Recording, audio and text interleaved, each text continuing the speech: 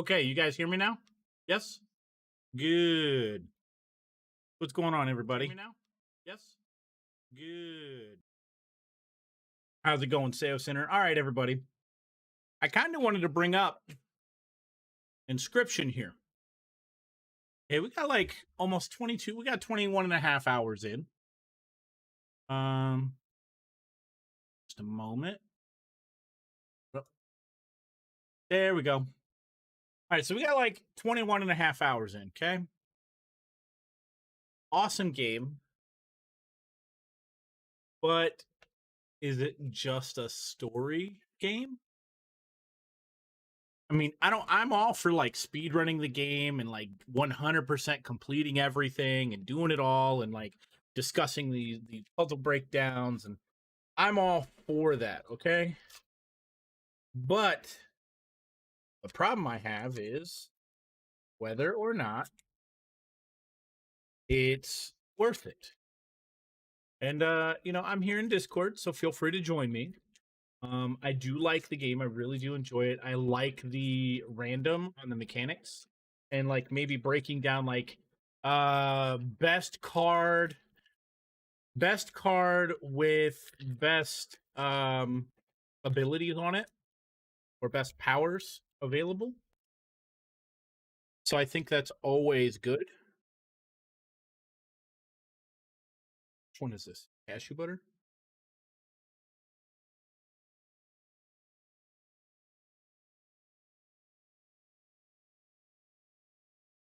Ooh.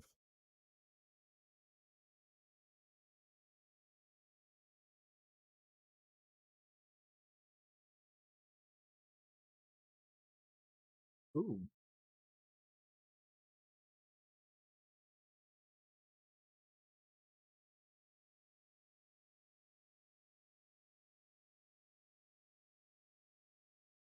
Wow, that is some dark fucking chocolate, chap.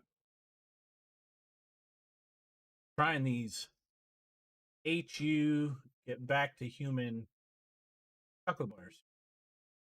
This one's almond butter. See the fine print, like no stuffs.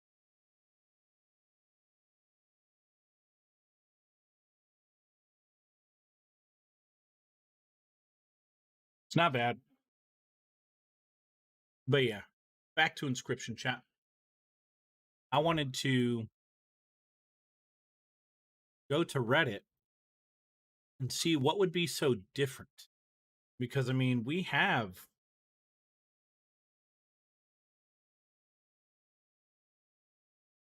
whoa, there's patch notes, excuse me.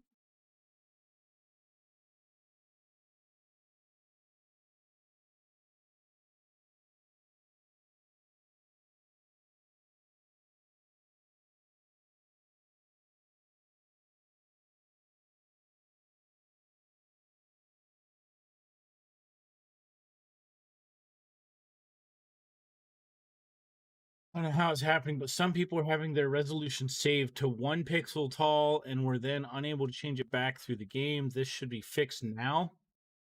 Holy shit, 1 pixel? Dude, that's feel bad for those folks. It's fucking awesome though that they're working on stuff.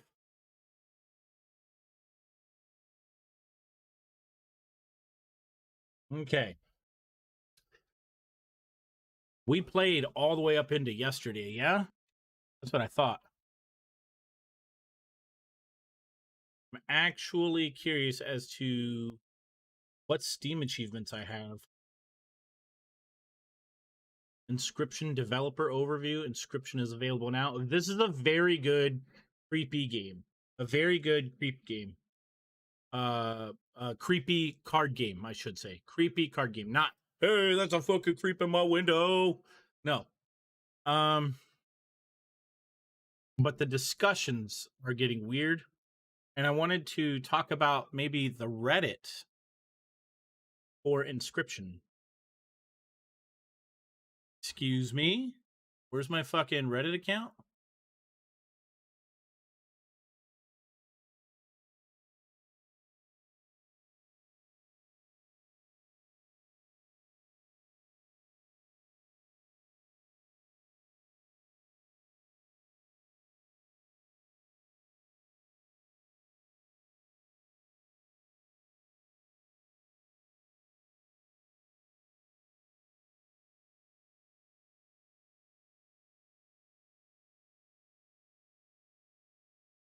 Okay, hold on, because now everything fucking signed out. This is awesome.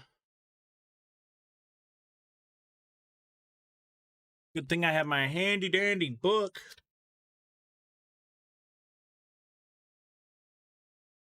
Goodness, I love my browser. Not. One of those minor things in my case, chat. Let's get some light music on while I fix this shit.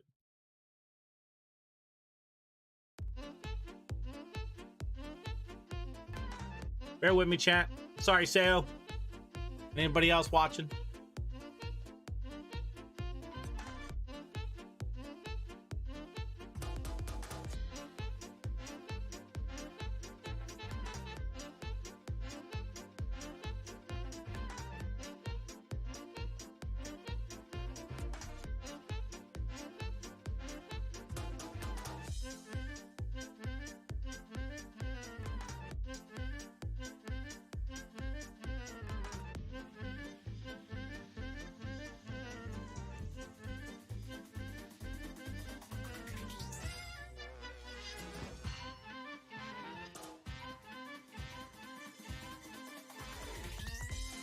Bing being the best browser. I use Chrome. I have 64 gigs of RAM. I ain't worried about a little memory leak. But I've also been using Chrome for 10 or so years. So I've got like 10 years of categorized bookmarks and shit. I'm not kidding.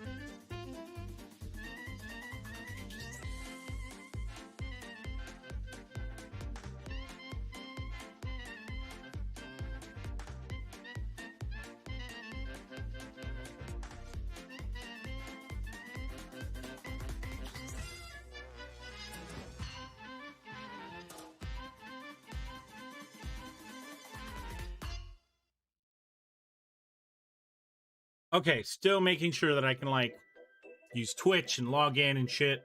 Man, that was weird. All right.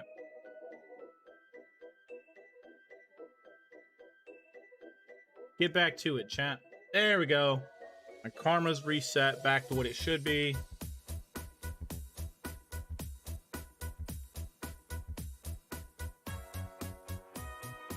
Rules? New rules about data mining? Yo, what?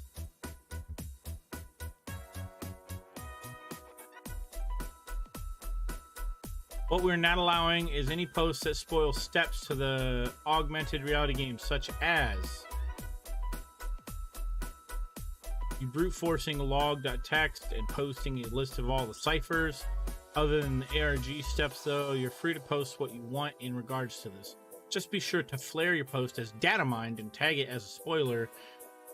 Oh, so like when I tried to do log.txt, it literally failed because they patched it. Are you fucking serious? They patched code in the game so you can't technically use the code in that fucking text line. What is going on with the chat side of the game? What is going on with chat? Why are there two chats?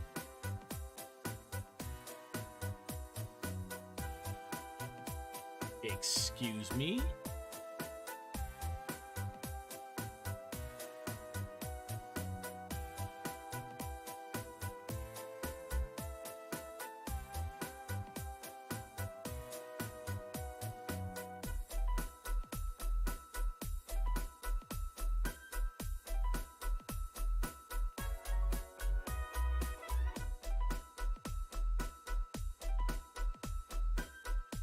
That's weird. I had two chat boxes.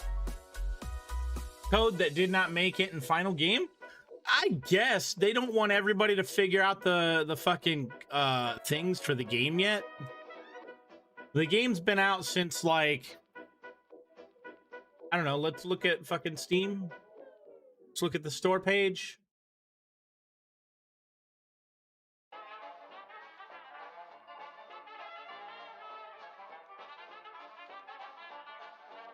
All right, the game has been out for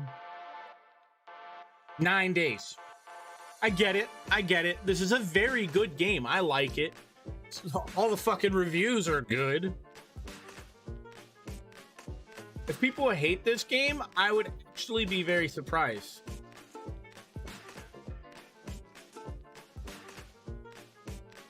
Yeah, see, look at this. Inscryption is a palate cleanser. It's made me realize how mediocre most games are nowadays. This is a truly special game and shouldn't be missed. I agree. This is... Inscryption's great. It's got a core story. It's a card-based adventure game that's got a spooky vibe to it, along with a lot of 3D elements, because each chapter itself is an overwhelming amount of puzzles and figuring shit out. It's really good.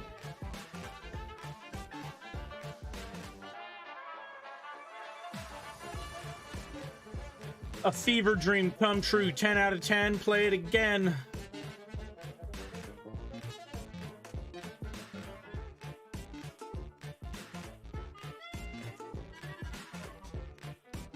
This is without a doubt one of the most creative and well thought out games I've ever played. Stop reading reviews and play it.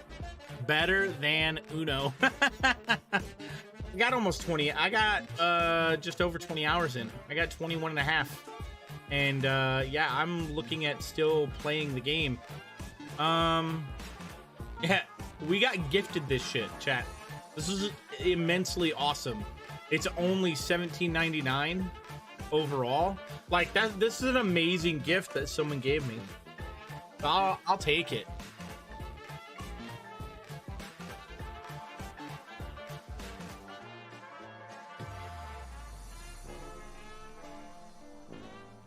Oh, we got Pony Island and the Hex.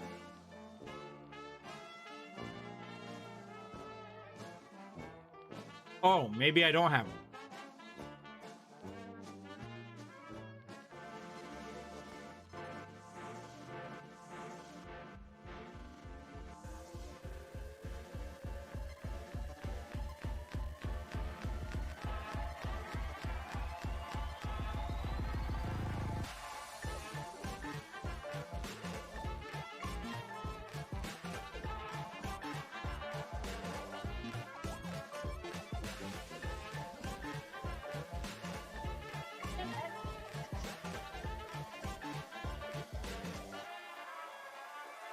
Okay, so we don't really get a lot, but I mean, overwhelmingly positive game.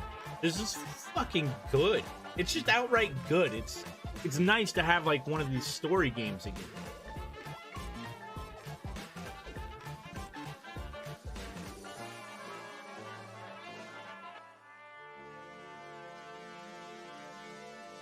Bottle of goo has no use.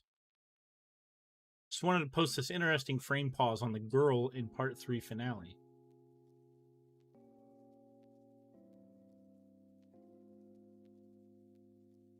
Okay.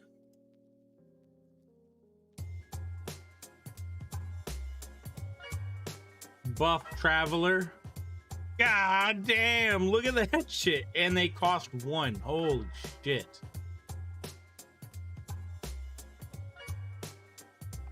After like 6 failures, I finally won the first part thanks to this overpowered creation. A 5/3 triple threat invincible card.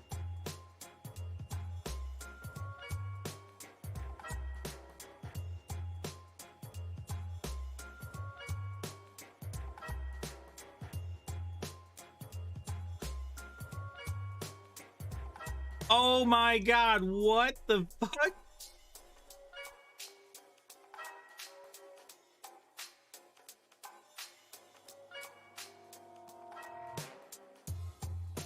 Someone amassed stupid amounts of bone tokens. That's what I think happened.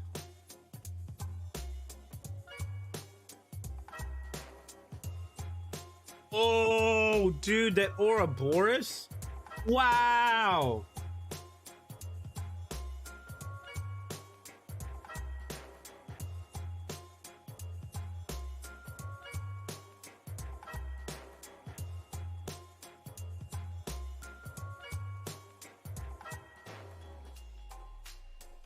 Last two parts of the ending feel like they were written by entirely different people with completely opposing intentions.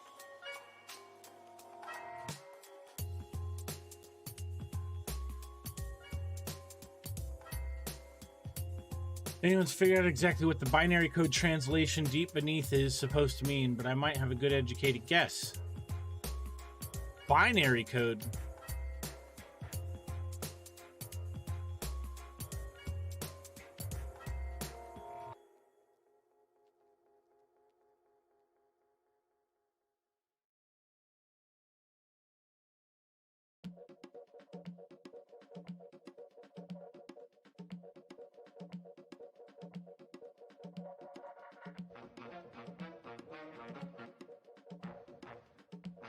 All right. All right. Something's up.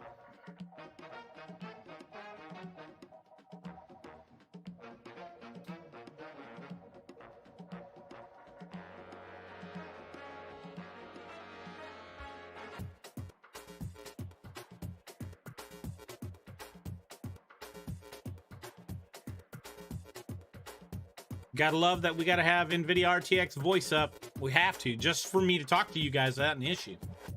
It's kind of crazy.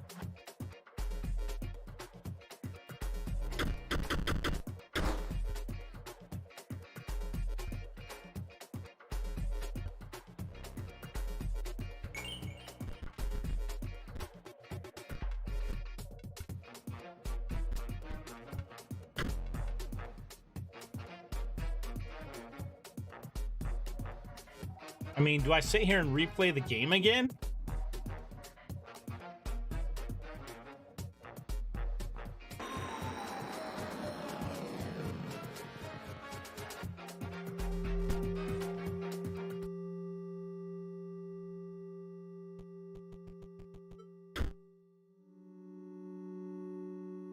What up, Ricky? Warzone or GTFO? What do you mean?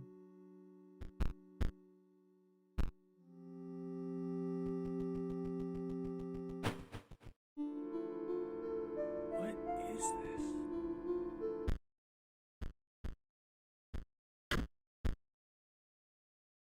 Like, we already know how to make the infinite for the undead.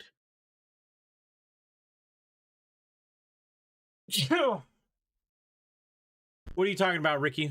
Why are you saying Warzone or GTFO? Because I finished this, but something's not right.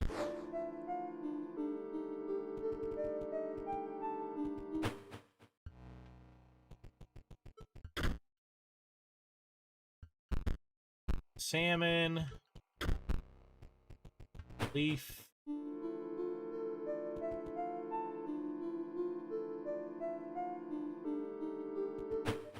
Like, I want to say we technically did do everything.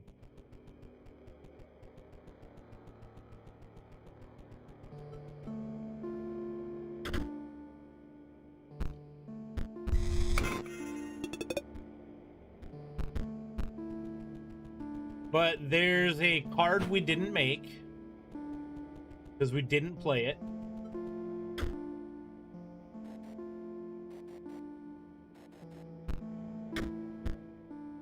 Take a stinking pile of meat from the safe, which we saw in the other in the cabin in the beginning. We saw that in the beginning in 3D. Which makes me wonder if we were in this cabin in particular before we transferred to 8-bit world.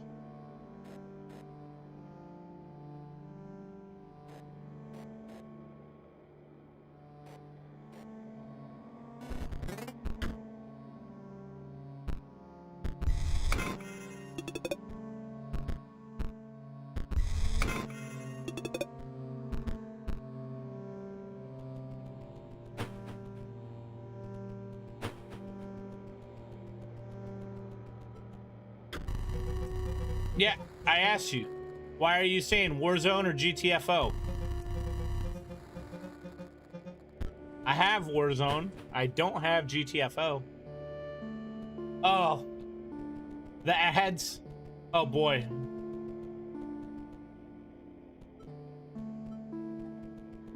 Oh wait, let's put the meat in.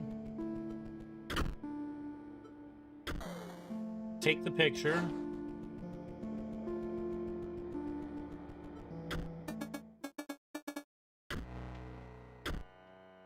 No, like play Warzone or get the F out.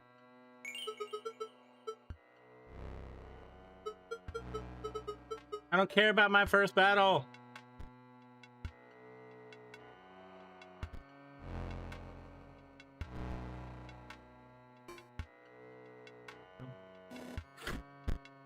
He said, where's the... Oh, no.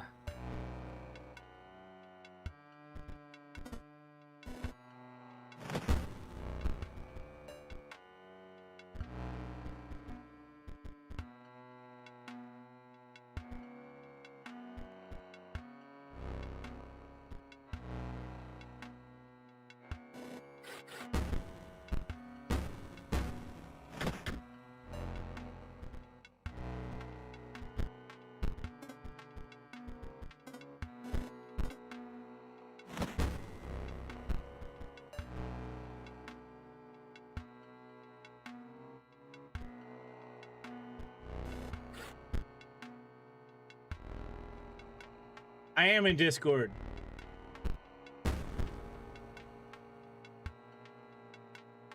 Yeah, I am in Discord.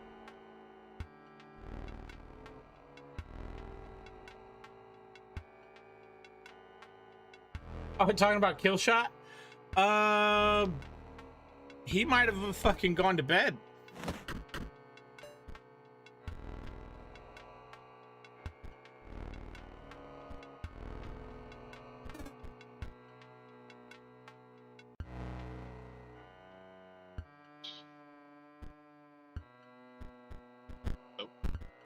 What up? No, every time I see you playing a game, I check Discord and you're never here, so I stopped bothering. Oh, I started making sure shit was like actually in there.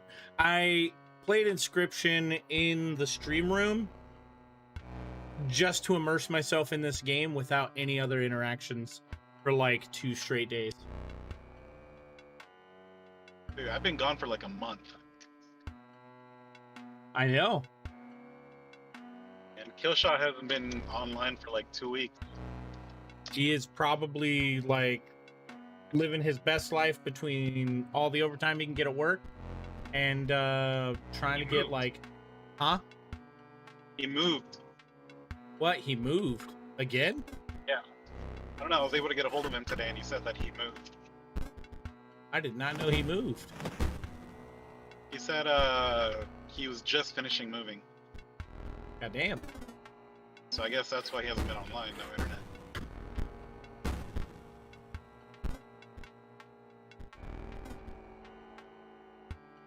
Let's see, 1, 2, 3. I'll take that. Maybe we Oh, I'm in Koreatown. can... Yeah, Let's get food. break that down. And that'll give us 3 overkill. This is a strange little game, Ricky. It's interesting for a spooky, creepy card game, but the story's pretty good. And right now, no one has experienced all of the story because everything's hidden in puzzles. You know what? I realized a couple days ago that I can get a mouse and keyboard for my phone, and I can play pretty much any game I want because I have the NVIDIA Shield subscription. So your phone is just your screen. Huh? Your phone is just your screen through the NVIDIA. Yeah, and I'm even debating on paying for the premium one where it's using like the 3090 cards or whatever. You're gonna get a 3090? No, so with the Shield subscription, um, they're making it available so that you can play on 3090 cards.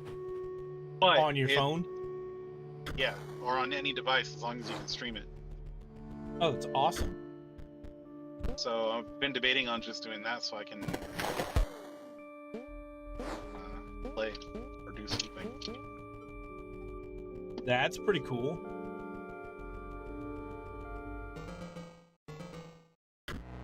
We're gonna reach a point where you just have to have a cell phone. You just have to have a cell phone. No. And but like, it's just gonna be like standard for everybody to just have a decent smartphone, and then they're just gonna have like a hookup device. No computer's gonna be needed no more. You're gonna pay like $200 a year for a streaming service to Nvidia or AMD, and then you're just gonna be fucking paying for that. And they'll probably, instead of doing it for $20 a month, it'll probably be a $250 charge per month, because video games as a service is right up everyone's alley right now.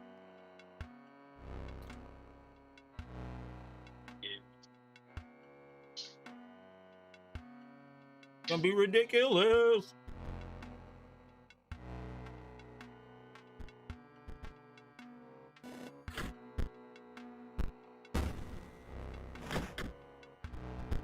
Oh wait, I might not be able to make this one.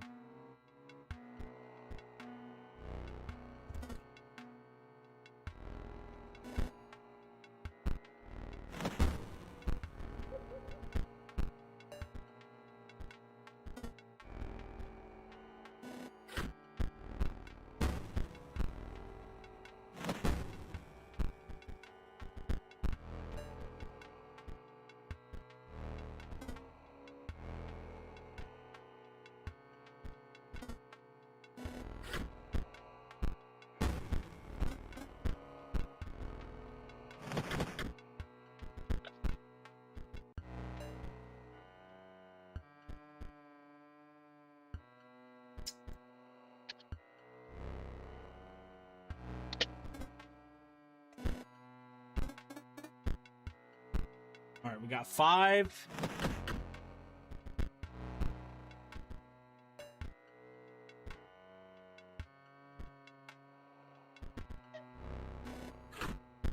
We got 8 now.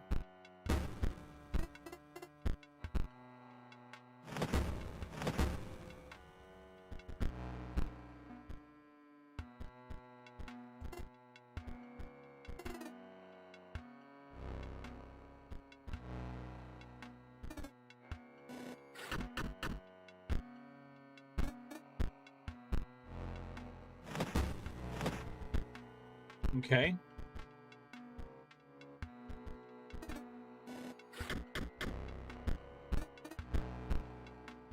Six. I can't even play Genshin Impact without phone overheating. Fortnite too. Jeez. Yeah, you have to get like a high-end phone and then put all the fucking graphics to like nothing. But if a streaming service takes over the phone's gaming applications and your phone just becomes a screen, you no longer have to worry about anything but just playing the game and hoping your input isn't too far behind. So like for RPGs and everything, it's gonna be a great service. I also have a Galaxy S20 Ultra along with 5G ultra wideband, which is like the fastest 5G you can get. Benefits of living in a big city, or at least being in a big city. It's crazy.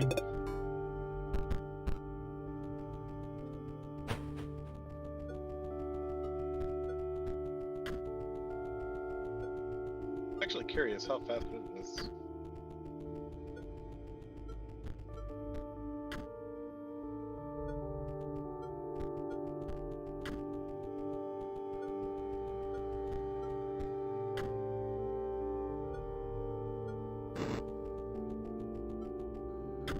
Thank you, Pelt.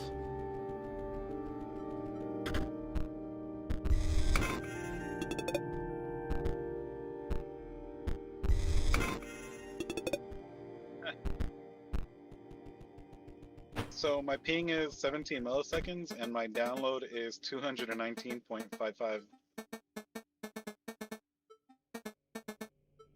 What is your ping 17 milliseconds? on your phone? Yeah. Dude, that's fucking gross. That's better than most people, period, in video games. Like, that's I'm almost telling you, everybody. I gain 80 ultra ping wideband in is fucking Diablo, which is stupid. Almost all games I play are between 30. Well, Warzone's the best. Warzone, I'm at like 30 to 60 ping on any given day. But any game outside of that, I'm between 40 and 80 standard. And after a couple of hours, I've bumped up to that 80 minimum. And I'm at like 100 down and like 12 up. it Which doesn't makes give me my up. you can do speedtest.net with your phone. Yeah, that's what I'm using. Because I'm on, it thinks I'm on an active call, so it doesn't let me do it. Because I'm talking to you. Ah, that's why it's But- not testing it. But that's, I mean, that's fine. But It's no, it probably- gives me it's- my ping and my download, not my upload. Your up is probably ballpark a good easy 20. Most cell services are between 5 to 20. Anywhere you are in the country, unless you have fucking no bars.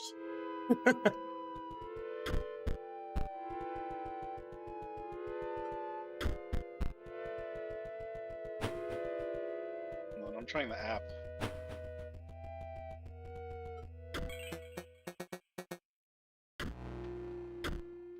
Come on.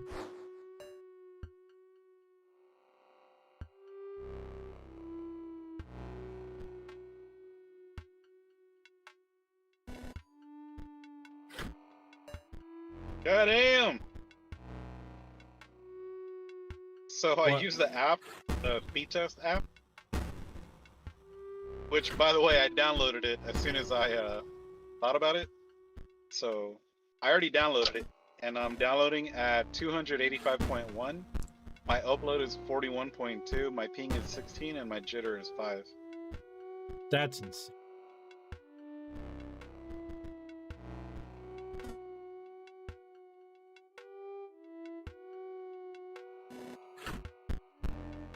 So yeah, I'm pretty sure I could play.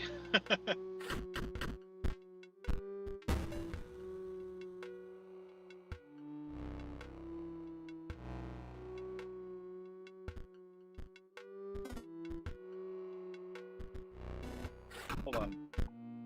I want to see what my refresh rate on my screen is, because I know this was supposed to be like one of the flagship gaming phones.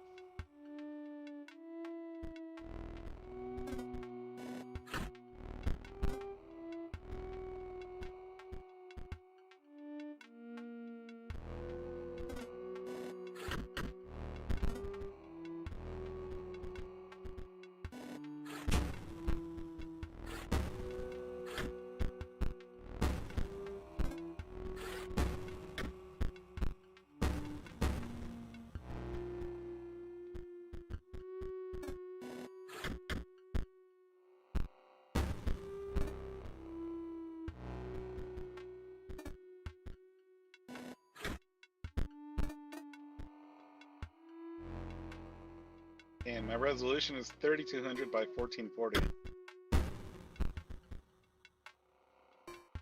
But how do I tell the refresh rate is? I don't know.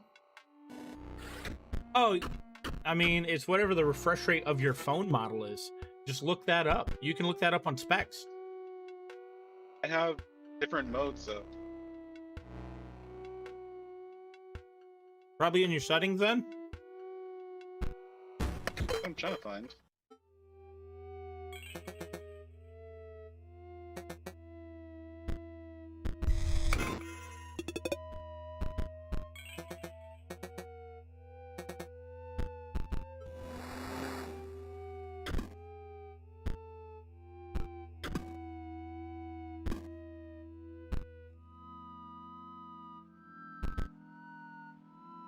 When drowned soul damages another creature, that creature perishes.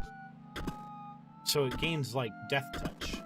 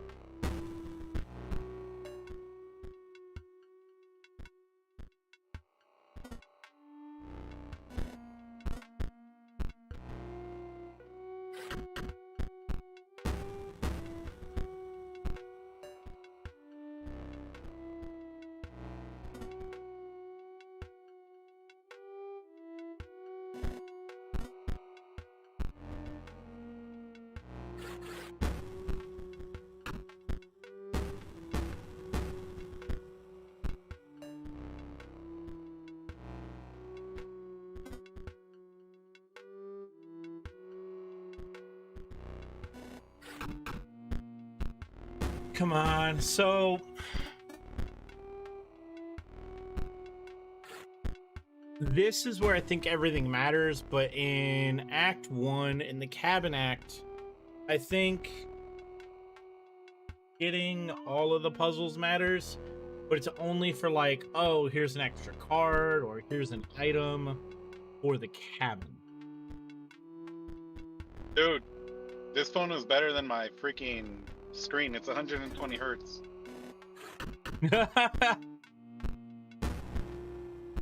That's funny. That's dumb.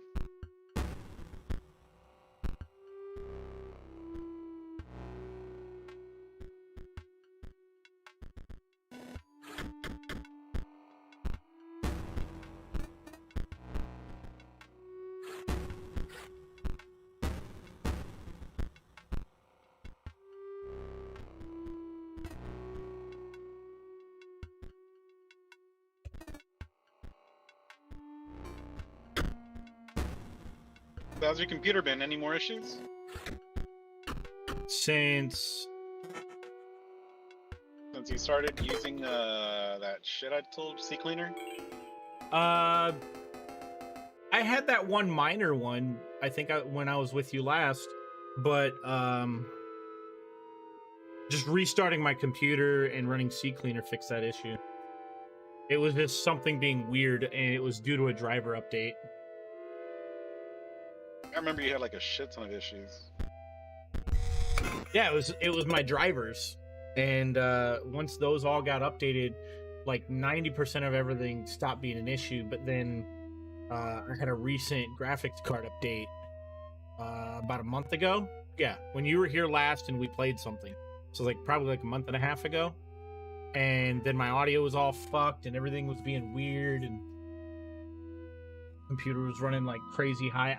I had taken the driver update, but I hadn't reset my computer, and that's that day that I reset the computer finally after a few days and accepting a driver's update that everything took. It was just being weird because the computer hadn't been reset with the updates running, so everything wasn't working as intended. Your shit's always broken. I just blame drivers and fucking Windows, Microsoft. Oh, that was that other one. Actually, That was the big Windows one.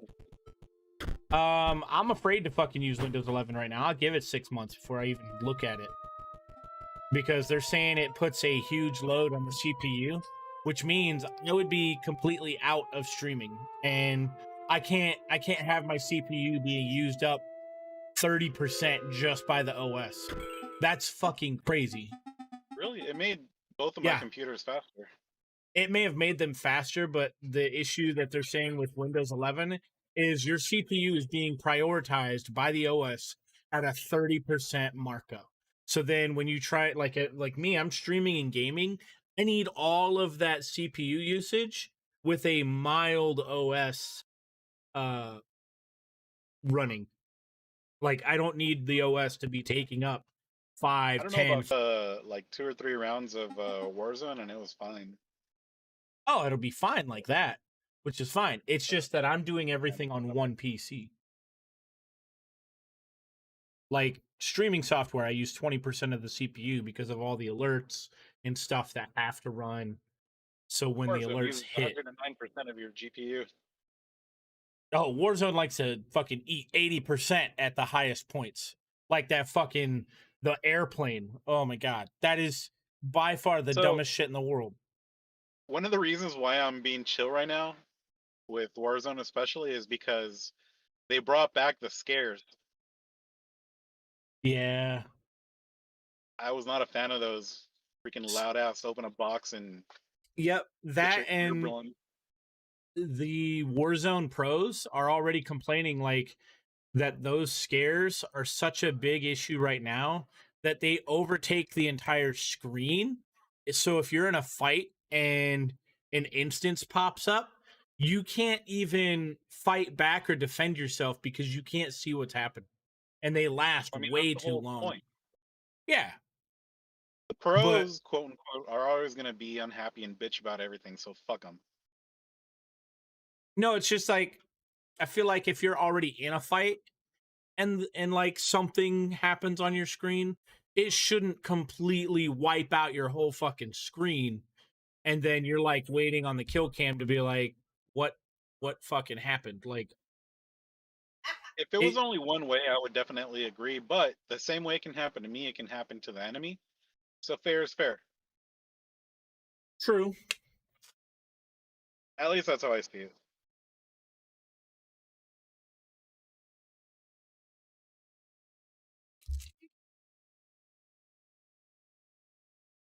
I'm eating Whatever happened to your car? I finally got the insurance back and now I'm riding around in a 2004 GMC Envoy. The only difference is this one was well taken care of and only 40,000 more miles are put on it, but I don't have to repair anything. E-check completely passed. There's no codes being thrown. Everything works and is in running order underneath the hood. And there's Make like sure no you do the rust. maintenance, The dude. like it was weird when I talked to Killshot about the situation. He was like, "This might be a blessing in disguise." Now I think maybe this minor accident was like my lease on a new vehicle that is like really much needed for my family. Instead of Yeah, having that's a good. a little car, I have I a big SUV. just make sure you do the maintenance, because those fuckers, when you stop doing the maintenance, they break down fast. Yeah, that's what I'm saying is like making sure I go in and do tune-ups and keep up on top of it. Like that's kind of like my priority now with it because even with full coverage insurance, I only pay 140 bucks a month and that's with an SR22, which is 3 years of fucking running that bitch. So thanks for the state of Ohio and a cop fucking saying they couldn't see my stoplights in the middle of the fucking day in the summer with the fucking me in a parking spot. We couldn't see your brake lights. Bitch, my car was off. Yeah, I'm still trying to kill my Civic. Are you playing fucking Frankenstein again? I'm okay, so I always told myself if I'm not gonna fix a Civic unless it's a small issue. And when it dies, I'm going to get a RAV4 because they're hybrids and I can get one at the dealership cheaper than a new one, or than a used one. So I've had it lined up for a while. The dealership sold 3 of the ones I wanted already, and they're just like, dude, like the Honda's not gonna die. Hondas don't die, and I didn't believe them. And it's not going even to. right now, I'm getting shitty gas mileage. I'm only getting 36 miles per gallon, but it's even more than I would get in the RAV4. So I'm debating on fixing it. If I can fix it for less than $500 and get my 40 miles per gallon again, then I'm just gonna keep it and fix all the other bigger stuff.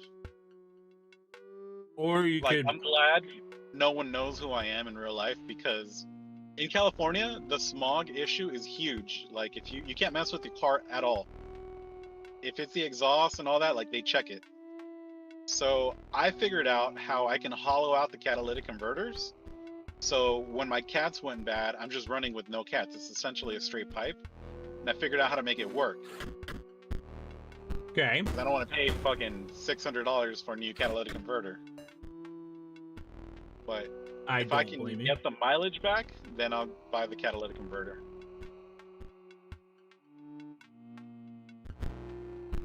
Oh, we gonna block that bitch. Hell yeah, we're gonna block that bitch.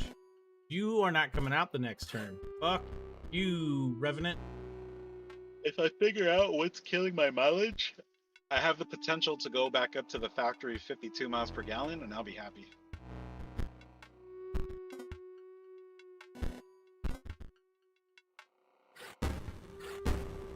So gas in Los Angeles is $4.75 a gallon right now for the 87. Yeah. And I went up to Santa Barbara for something and didn't realize I was not going to hit a gas station for like 300 miles. I barely made it to the only gas station there, and I paid $7.96 for a gallon of gas. $7.96? Yep. What the fuck? Dude, we're hitting over $3 here. And at times, like, I can drive away from where I live, I can drive away from downtown, and it'll be up like 40, 50, 60 cents in some places. And I'm like, what the fuck? I'm only 10 minutes down the highway and it's up 30 cents? I'm in the next town over 15 minutes away and it's up 40? This is fucking crazy. We're hovering around $3. But if you have one of those pass cards or whatever the fuck, apparently you can have gas like 30 or 40 cents even cheaper. Which the fuck is a pass card? Like Giant Eagle has their like pay as you go or some kind of like rewards, premium rewards card. Then like it'll be cheaper by like 30 cents. But then like you go to BJ's and you have like their rewards on like gas or something, and you'll save like 25 cents a gallon. You go to other places and like you have like a pass card for the highway, so you can just go through, and it'd be like, with pass card save, 45 cents. But like diesel prices will be like fucking 70 cents higher than just gas or something. Like, it's fucking crazy over here. And it's so weird. Everyone wants you to just buy into their premium card every month. That's the kind of shit I definitely don't understand. Like, hello, excuse me? It's worth it in some cases. In some cases, I'd say yeah, but like, I don't want to buy a premium to something. You going down? There we go. Okay. We're finally in the money, chat. We just don't have Bone Heap. We can now literally play any card. Oh, we won. Okay.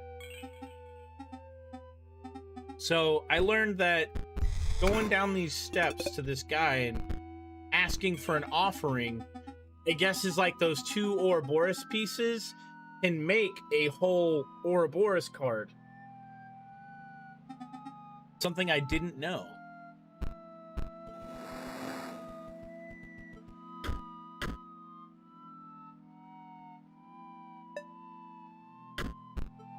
So working at the same place? Yeah, Amazon. They're now trying to be like, oh, well, why are you trying to go over to part-time? Because bitches, I need like actual time, like not only with family, but like to be able to go to the gym and actually, you know, have a normal fucking day. This 10-12 hour type shit, plus whatever extra overtime you want to mandatorily give us right at the end of the fucking day is bullshit.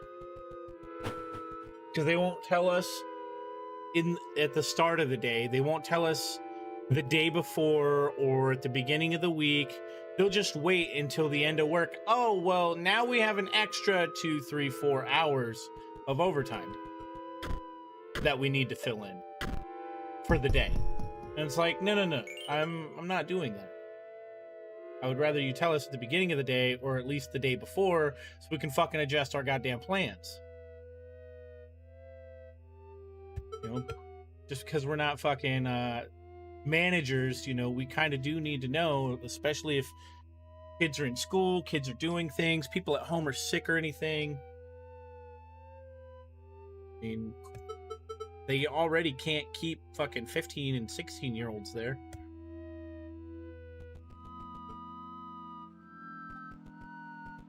So I'm guessing you haven't done anything with the security stuff? They want the place that I called, the executive security place, wants me to get my police academy certification. That's an $8,000 fucking price tag. And that's minimum for where I live. If I could find it cheaper, I would. But everywhere else is go fully enroll in college, go take, you know, generalized courses. You might have a couple of police academy courses in here, but then you gotta, you know, take it for 2 or 3 years, and then you'll finally graduate police academy. Whereas the one in Cuyahoga Falls, which is the county over, you know, 10 minutes up the highway, they have one at the community college. It's a 6 or 8 month course at full time for $8,000 because I don't live in the county for the school. If you live in the county, you get $1,500 off. It's like $6,500.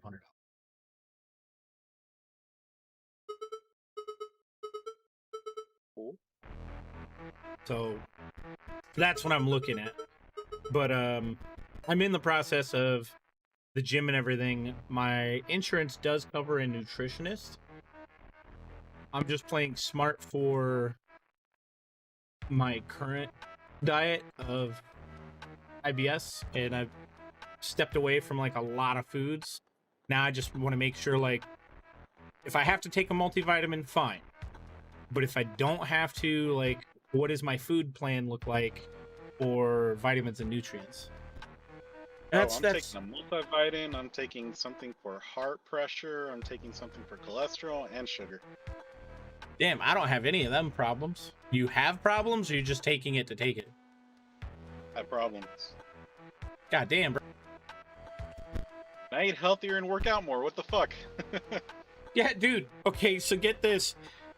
They were, every time I've gone in, they've been like, oh man, your heart rate's kind of high. I was like, you think because my neck has been injured and now that the pain has gone away, my heart rate has dropped to like something like 80 to 90 over high 60s? They're like, what the fuck do you do? I was like, I try to eat right like 95% of the time. Other than that, yeah, I might get a pizza for the family over the weekend. I try and eat like chicken or some kind of meat with a bunch of fucking vegetables. I don't salt unless it's for taste, and that's like barely any.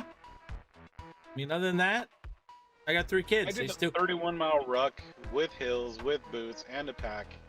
Apparently, I'm not in shape at all. Right? They freaked out on your test, though, right? Yeah, but still, it's like, what the fuck? That's crazy.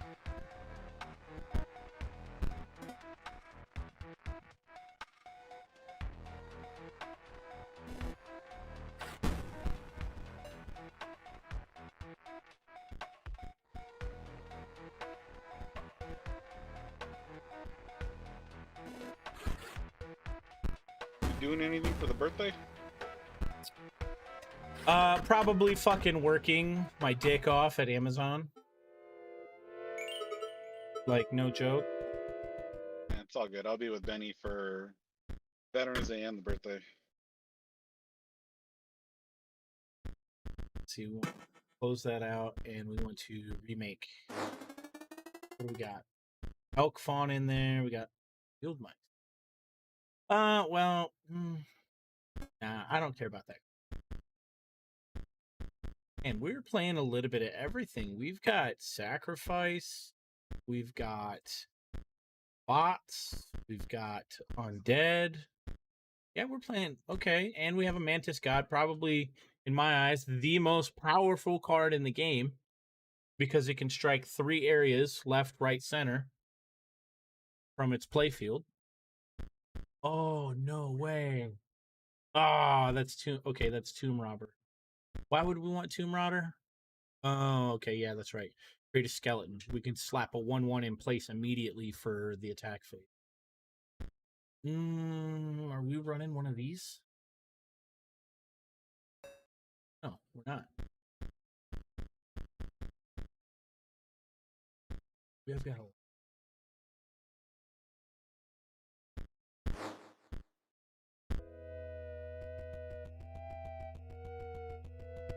Let's go buy a card pack.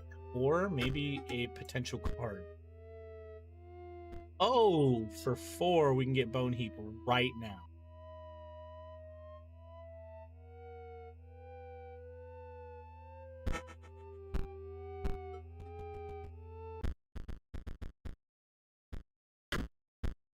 Okay. Let's see. This is a pretty interesting game, though, Ricky. This is all I hear. Hi, my name is GameKey. I have a full-on gaming rig just so I can play a card game on it. No, not full on. I can't fucking play Cyberpunk 2077 if I wanted to. 1, the game will be dull. 2, the graphics will look like shit. It'll be like I'm playing on the fucking PlayStation 3. Be horrible. What? An open world game with nothing in the environment? Yeah. Oh, so you mean like a game that should only take you 5 hours to beat at this point? Yeah. But instead, we're going to make it arbitrarily long. We're going to break half of the mechanics of the game. And then you might soft lock out of the campaign every time you do something. Cyberpunk Did you see that Far Cry thing I sent you? I did not. Is that the new one? So, with Far Cry 5, the bad guy, like, if the game sees that you've been inactive for a while, the bad guy sends you an email, like, to your legit email address taunting you. What? Okay. It's in your messenger. I'm like going to it now.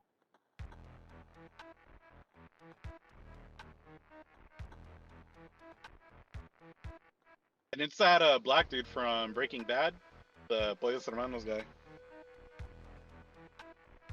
I almost DMCA'd ourselves, chat.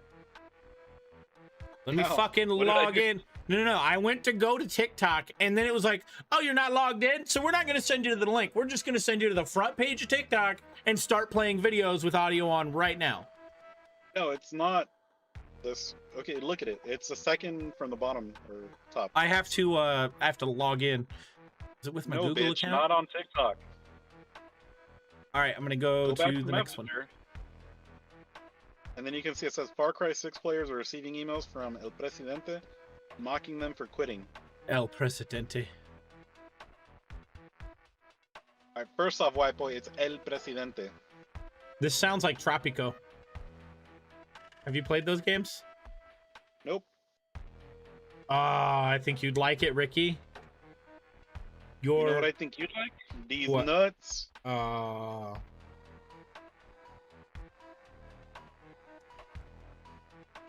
So you can create cards in Inscryption as well, and people created Ligma and My Balls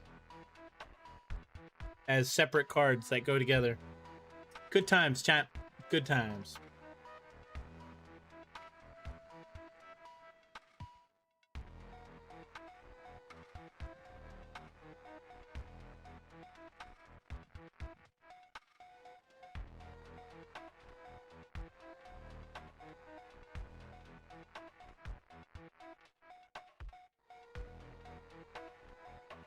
Oh, I've been having dinner with Seth Rogen.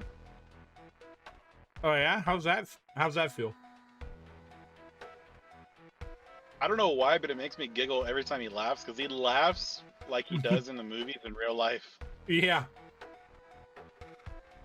it's kind of crazy that's his laugh. That I think it's hilarious. I can't even imitate. It's like, yeah, it's We that pulled is up one pretty day. dope though. We pulled up one day and I heard the laugh and I was like, no. And I messaged Benny, and I was like, is this? And he just wrote, yeah, how'd you know? And I was like, I heard the laugh, and he just started laughing.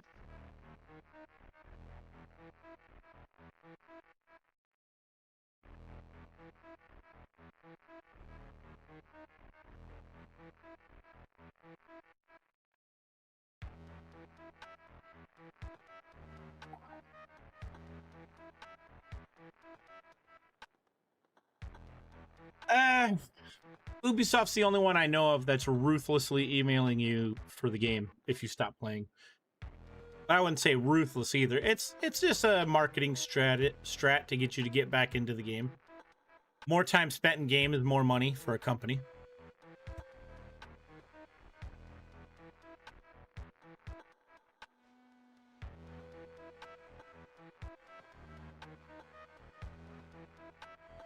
But what other games have you playing? Or correction, what other games have you been playing that I would be interested in? Do you like Diablo 2? Nope. Did you even play? Did you ever play Diablo 2? That's probably the next bigger question. I did for a little bit because of Poe. Poe loves Diablo. They brought it back and it looks fucking way better. And they did a lot of quality of life improvements and made shit so we can like use non like seasonal words, rune words right now in non-season. So I mean, the ladder hasn't even come out, but we get to play with everything right now. Still not my game.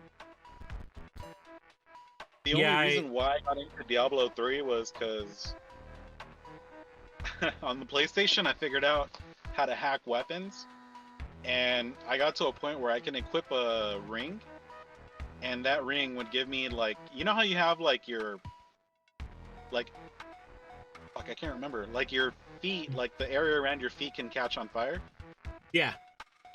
That would kill almost everything for me, so I would just run around and collect shit. That's funny. And then Poe got mad because he was really into the game, but he couldn't get high enough level to even start unlocking the basic things you needed to make these weapons. And I gave him one, and for some reason when I gave him one, he got banned, and I didn't. Oh, that is frustrating. He's still playing though. I gave him my login account, the login to all my accounts, and he plays it on my old PlayStation.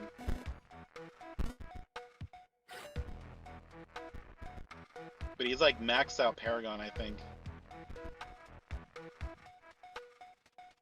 That's insane.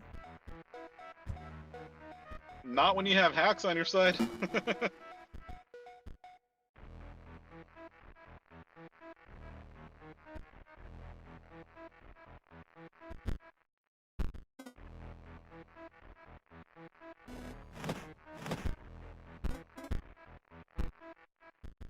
Damn it, I played it wrong. But that's okay. Ooh.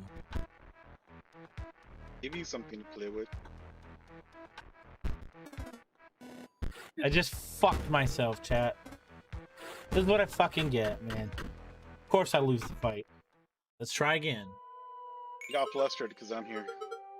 No, I did one stupid mistake that made my card has a transform ability. So instead of being able to transform after its first turn, when it became my turn again, instead it was stuck in the opponent's attack phase because they have a card that guards the moment you put down a card. If that space across from it is empty, their guard will come over and jump in the way. and it has an attack arm. I threw the Speaking wrong of card Transformer, down. Have you seen Dave Chappelle's The Closer? Is that his latest stand-up? Yeah. Is that the one that everyone's up in arms about? Yeah. I have not. I want to watch it, but I haven't sat down and done so.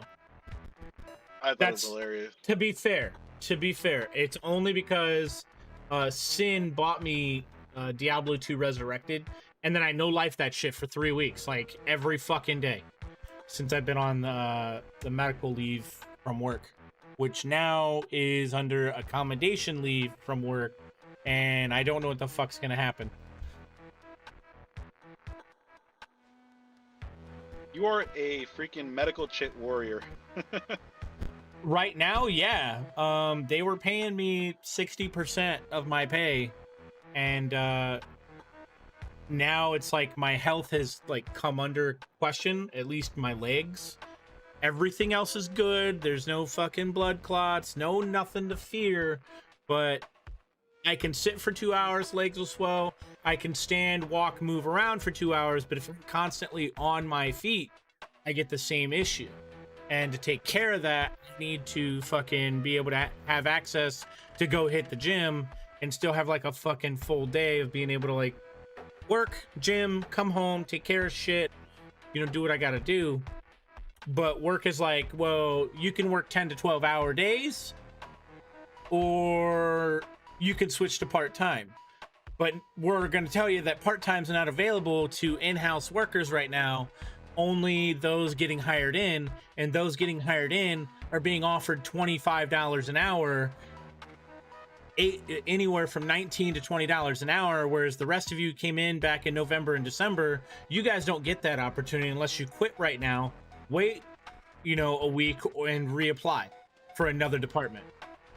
And I was like, well, you're not even going to guarantee to bring me in if I quit. That's the problem, because I would love to have $18 to $25 an hour. I'll gladly go work out in the fucking fucking trucking department, moving fucking either doing road work for the parking lot and being safety, or driving a truck and moving fucking trailers around. I'll do all that. But they're Don't you need like, a Class A license for that? no, you do not with Amazon. Now, if you want to go get a Class A license, you can go, like, Amazon will help you go to school and all that shit to get your Class A license. It doesn't matter what the company says. California, it's law. If you're gonna even get behind the wheel of that, you need a Class A. Well, the way it works is they're not using like semi, they're using like one of those like fucking half cabs where it's just like the driver's seat. Yeah. And those just in their yard, in their enclosed secure yard is fine. You don't need a license. But if you're to go outside off Amazon's property, that's the moment you need a license, period. And that's how anywhere in the world you go with Amazon. If you go, like, if I was to transfer over to California right now, I can. That transfer stays for a year, and you don't have to have a license, but you have to be trained, and that training can take 6 months. Here you need a license because Toys R Us got sued by California for that, and now everyone does it. That's because Toys R Us is fucking stupid. Toys R Us is no longer existent. I know. I used to have management with Toys R Us. It was a fucking sweet job. That was the coolest job I've ever had coming out of the military. I used to do asset protection for them. Yep, they were my first job, man. Coming out of the Marine Corps. And then I got it as a manager, but I did inventory for the whole store. So it was awesome because I always got to see new shit coming in. So whenever I had a chance to buy shit, I would then lay away like my kids' toys like 2 months in advance on the new stuff that would come in. Granted, I was last in line, but it was still nice to always get shit. The downfall is when they were like, oh, hey, you know, you might want to look out for you and yours. That's the only information I got. And then they fucking just quit as a company. Was so glad I had my machining job. Do you remember when? Okay, so you were there for the layoffs. Do you remember how the trucking company was the first car to go? I felt bad. Like, it was really weird because they, like, all I kept getting was, hey, be on the lookout. On the lookout for what? Oh, you'll see. That's the kind of conversations I was having. And it was Well, they so can't tell you. fucking weird. Yeah. And But- then it was like, oh, hey, guess what? What? Remember how we told you to look out? Yeah. Next week. Okay. And it was just ominous. So And one of the reasons why they failed so hard so fast was the truck drivers at all the distribution centers tried to unionize. And Toys R Us was like, well, we don't want to deal with this shit, so they fired their whole department and they brought in JB Hunt.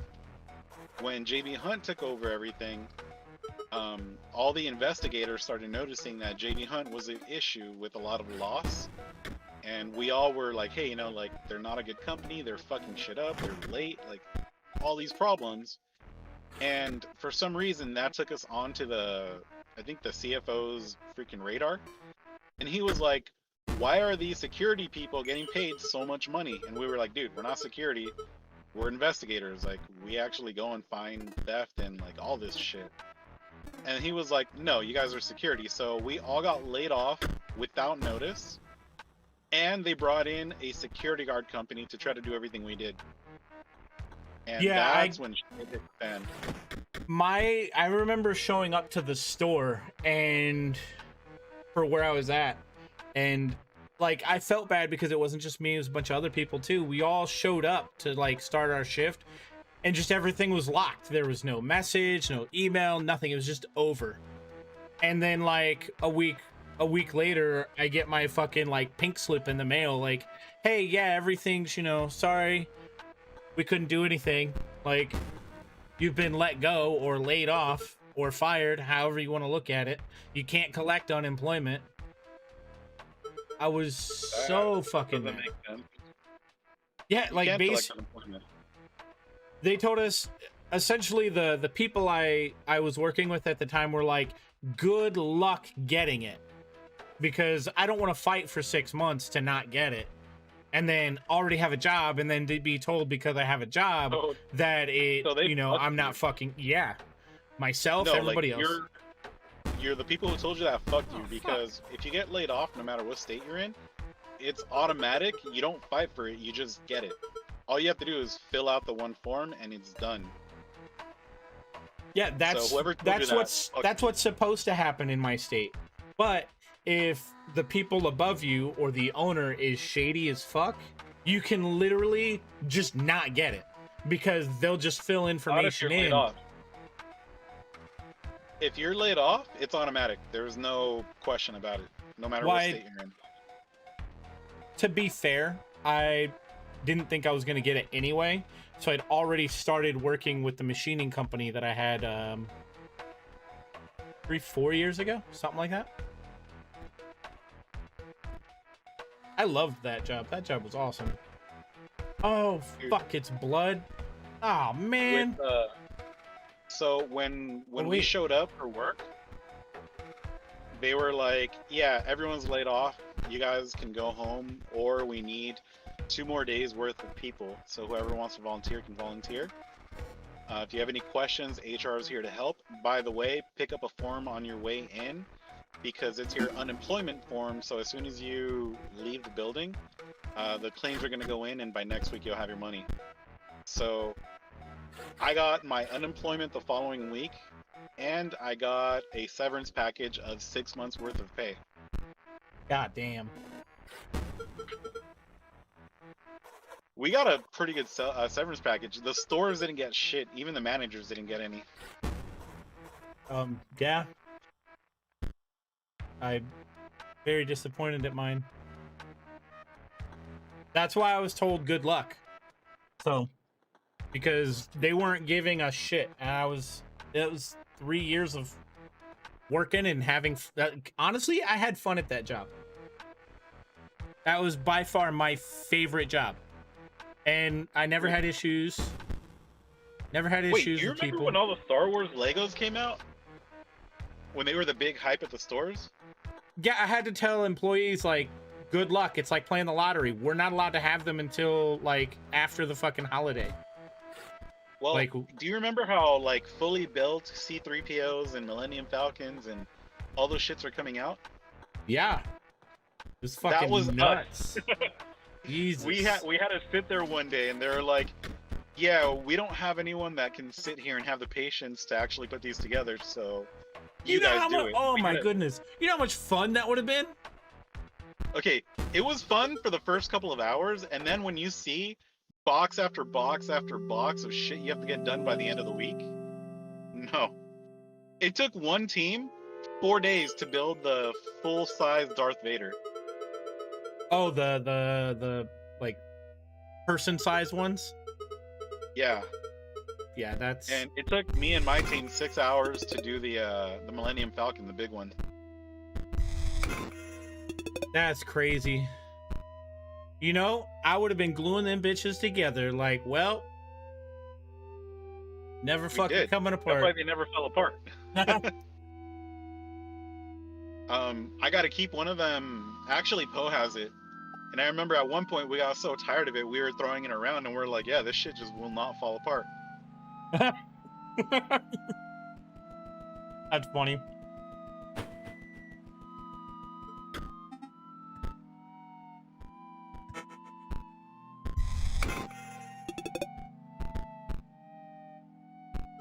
Yeah, it's funny. We worked for the same company right after the military, and your experience was way different than mine. I'm in Ohio. We're an at-will state, so like literally getting fired and not having an yeah. But I wasn't under a contract. I was hired in under salary. Were you? Nope. I was an hourly employee, so it's even worse than salary. Yeah. Well, for me, I would have loved to have been hourly. I would have made more money. But I also worked at the distribution center, so Yeah, doing the same thing. I worked at the office side, not the warehouse side. So I like administratively did inventory for the warehouse. And then I also did, as a manager, did inventory for the store because the store was closer to my house than the warehouse.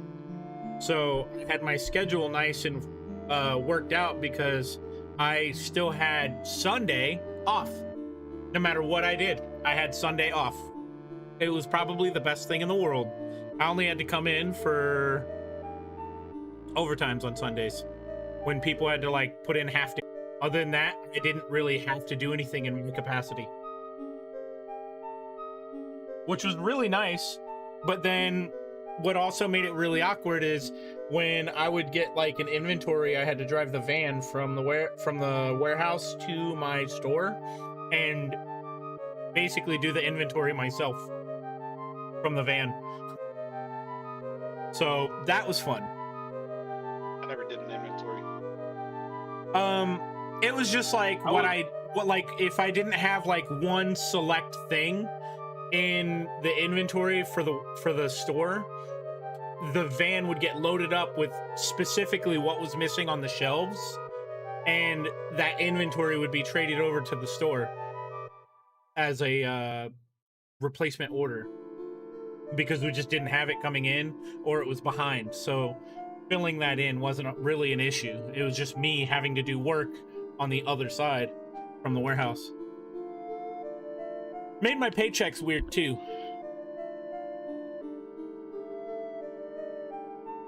But what are you gonna do? I was a guy that came in when your inventories came out fucked up. I didn't have to worry. Wait, did that already? We had weird shit happen too out on your side of the fucking country. I bet. I remember one. So I work graveyard, and at graveyard shift, there's really not much you can do as far as investigations go. So they just had me sitting in the control center, and I was in charge of all the Toys R Us's on the West Coast, which was region 1, and then they gave me 2 and 3, which would have covered Ohio. And it was just me sitting there monitoring. And I remember one time I had a silent alarm that went off, and it turned out this teenager broke into Toys R Us, started huffing the those cylinders to fill up the balloons, and displaced too much oxygen and died. Oh wow. Like just shit like that. California had not California, the West Coast had the weird or the more elaborate crimes. There was this one where the FBI was involved because it was like 6 guys from Central America, and they were stealing a lot of Legos and a lot of small expensive toys, and they were reselling them online, and they had cleared over like $3 million in 1 year. So What? there was another one where What do you this mean they mom cleared had- over $3 million? Like they were just stealing them and then sending them to Central America? No, the guys were just from Central America, but they had this team where they would like do routes up and down the West Coast, and they stole I forgot how much they stole altogether, but they cleared $3 million in sales on like Amazon and eBay. What the fuck? That's crazy. There was another one where they were making $800,000 between 2 of them, and it was a mom and a son. And what they would do was the son would get those playpen sets, throw them out of the box, and then fill the box up with other shit. And because the box was so big, they would just leave it on the cart, and the cashier would scan it, so they wouldn't feel how heavy it was. And then that's how they got away with shit for about a year. Damn.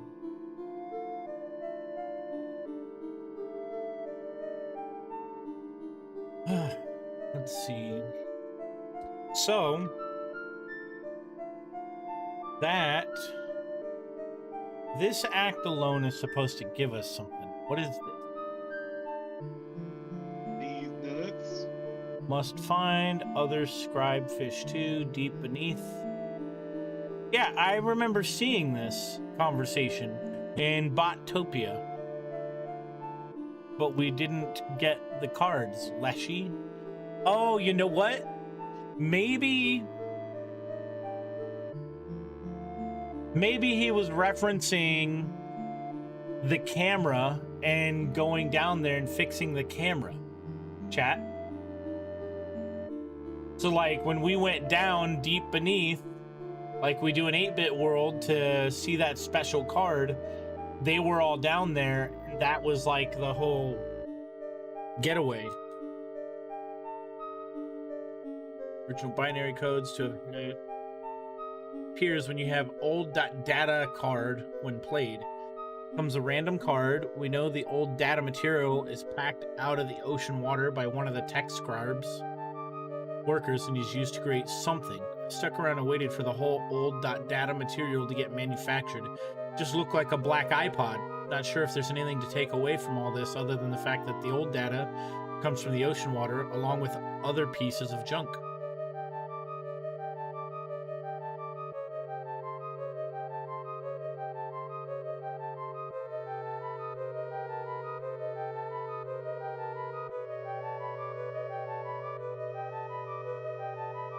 Yep, the tentacle card. Tentacles, that Act 1, the Beast Scribe says something along the lines of, how'd that get in there? Or, I didn't put that in there, making the properties of the oceans even more mysterious. All the info leads to believe that the ocean plays a hidden larger role in the Inscryption universe. Afterlife location within the game, deep in the ocean, or something even more.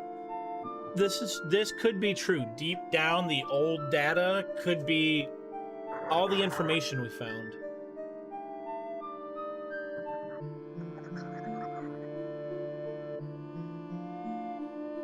Also, get it? The boat being a backup plan? What do you do on a computer when you want to, like, you know, go back to a restore point? You're backing it up.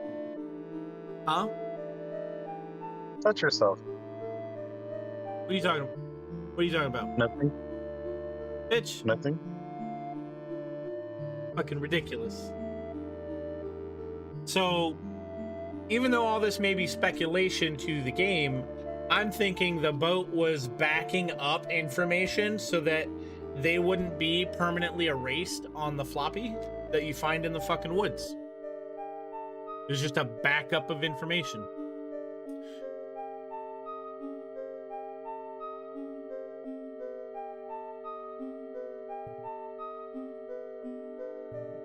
So tomorrow I'm gonna make some hamburgers. I might make some chicken burgers. I finally got a fucking meat mallet.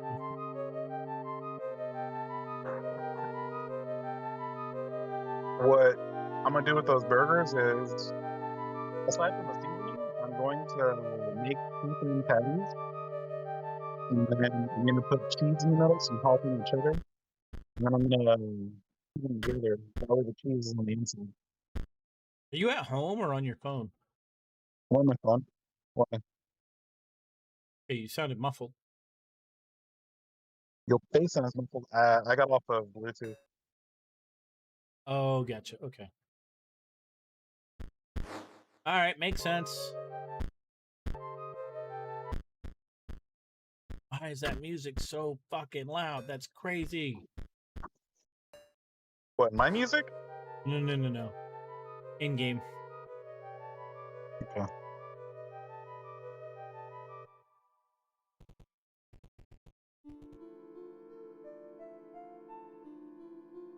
Where are you, Reddit? All right. Yeah, Leshy and the other scribes are near, deep beneath.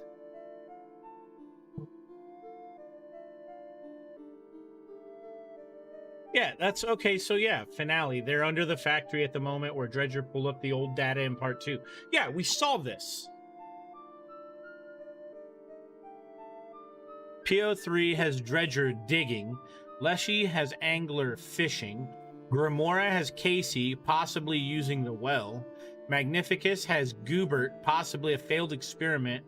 I think Magni was trying to turn him to acid to melt for the old data, which might be true.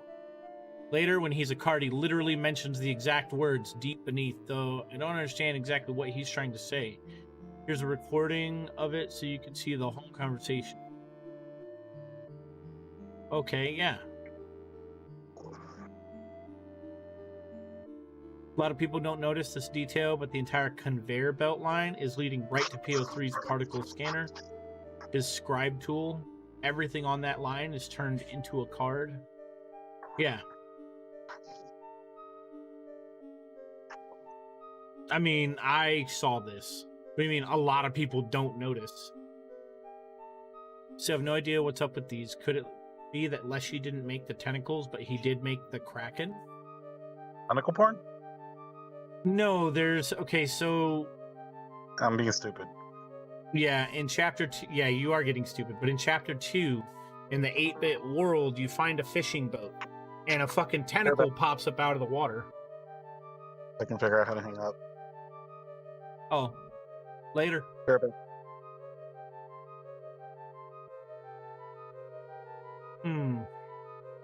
Possibly using one. That's correct. If you choose to try replacing Grimoire at the end of part 2, she says, unfortunately, my well did not yield the treasure I had hoped for. Also, I'd like to point out that the lift animation, as well as the animation in the finale that takes you to Grimoire's game, both look a lot like going underwater. Right, especially the falling one. Everything floating around you, too. I think the Kraken card has to be part of the ARG. It's too bad a card to collect that late into Act 2.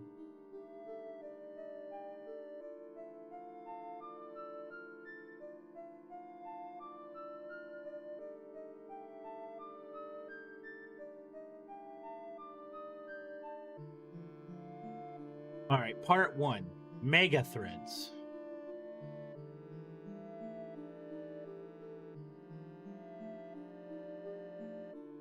Tried making a 4x4 death card, which has proven to be very difficult because there are no base cards that are 4x4.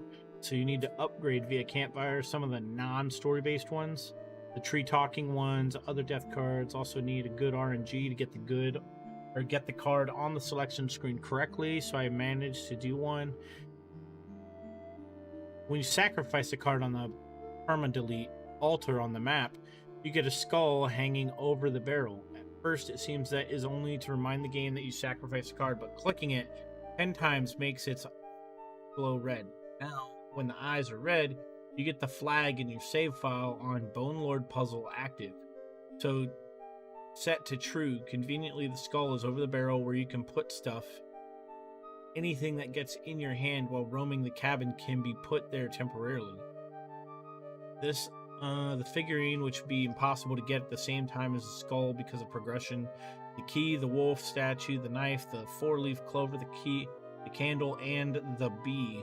So maybe you need to put one of those items and activate Bone Lord to sacrifice. Note that in the next chapters, you get to see and get a bonus from him, making the first chapter the only place where you cannot get something. Wondering if you sacrifice a black goat on an altar, nothing extra. If you enhance Mantis God via the ability altar, the blue light decoration on it will be a floating eye and not a part of the original card as the other enhanced card. Would love to hear the theories and what is missing because I think there's more hidden. Bone Lord Puzzle is actually just solved. It's used in some post-game content. Usually do get something for sacrificing a black goat, though maybe it's only after their art changes. You get the rarer boon that gives mini bones instead of just one at the beginning of each front. You get the hammer or that blue mace on the wall in the part 1, or is it something you can only get later? Just decoration in part 1?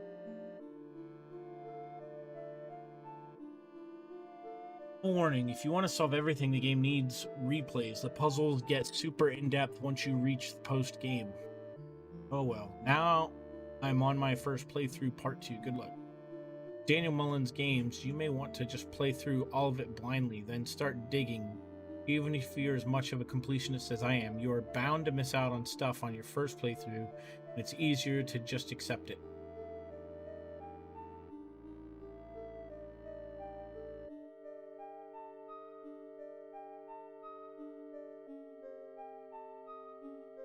Either get and use a jar of goo, or die a few times, not sure which.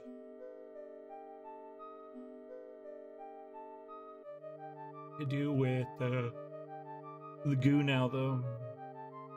His name's Goobert, by the way, and not said anywhere in the game, just a fan name that became basically canon. Goobert. Goobert! How do I get the ring? I got the solution as a spoiler while looking through Reddit. I tried to look for it myself, but I can't seem to be able to find anything related to it through the cabin. On the table when you're receiving major boons. Maybe a bit of basic questions, but how exactly do the death cards work? Only get the one from the last run, or are they all added to a pool and have any chances to pop up again? Let's see. Good to know there's an actual incentive to try and build useful death cards every time.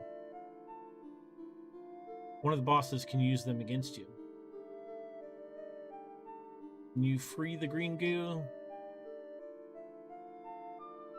Just there to talk to, blah, blah.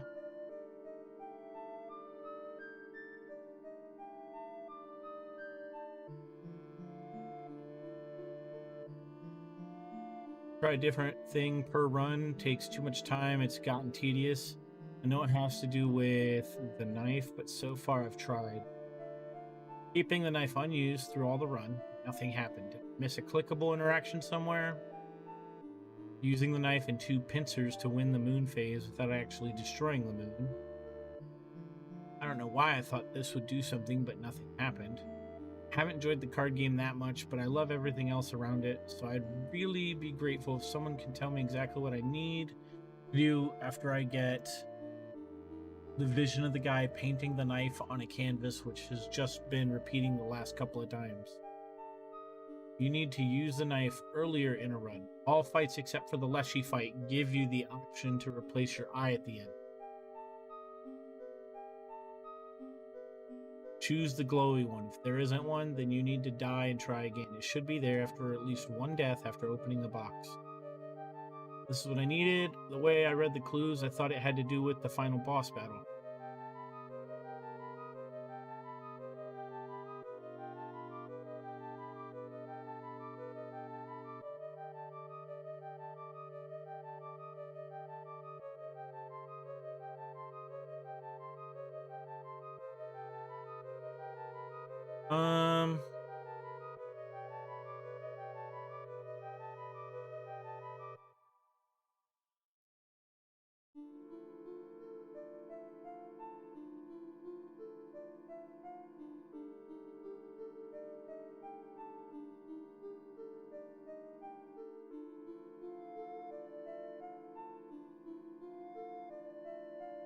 Those came up with nothing on the old Gouge.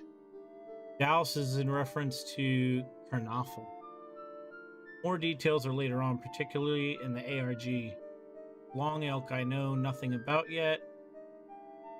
May just be an amusing card. Okay, so I literally have to start this game from part 1 and do what I'm doing now. Get all the cards and do part 2. And get the key. Who wants to drive out to British Columbia and check the coordinates that the player got?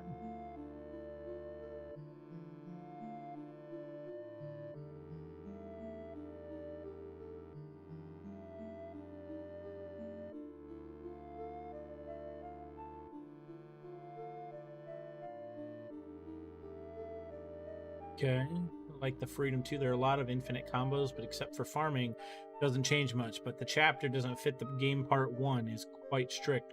So open world feels quite the opposite.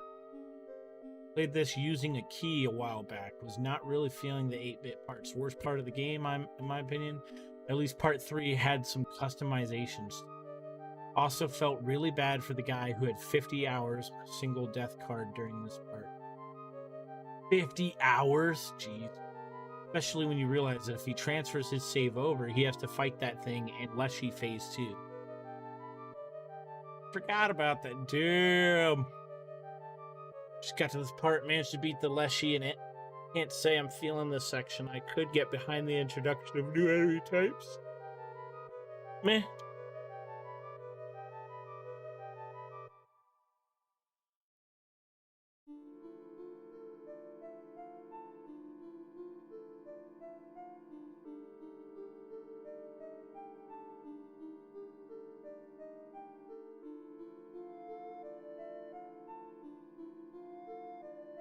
Promise it will, maybe not to the extent of part 1, but for me, part 3 was the coolest. Can you choose the scribes and play against them in the 3D part? I chose PO3, and during the end game, I thought it would be great if you could play against the other two more than just in the end. I don't know. Well, it would be nice. All the setup through the part in set PO3's plan, and Dredger pulling up the glitchy block that was made into the card to start part 3 so sadly. Hope someone can find a way to make a mod or something to play against the others for a longer time. They had a real nice vibe. Really hope modding takes off for this game. Unlike Mullen's other games, which serve to tell a mystery and story, this one has really good gameplay that would fit a lot of different styles with it. Full working card game and roguelite. I mean, honestly, this would be an amazing roguelite card game. Is that what it's marketed as? Is that what the tags are? Let's check the store page.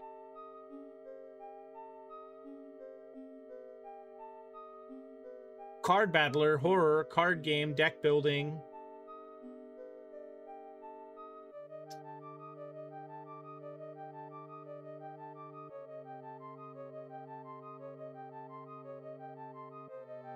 To be fair, I like that we're listening to the game while discussing this, chat.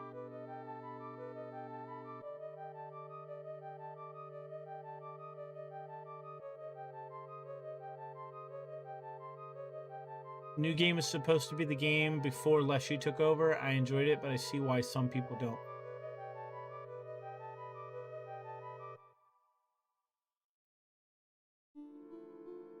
Wait. New game is before Leshy took over?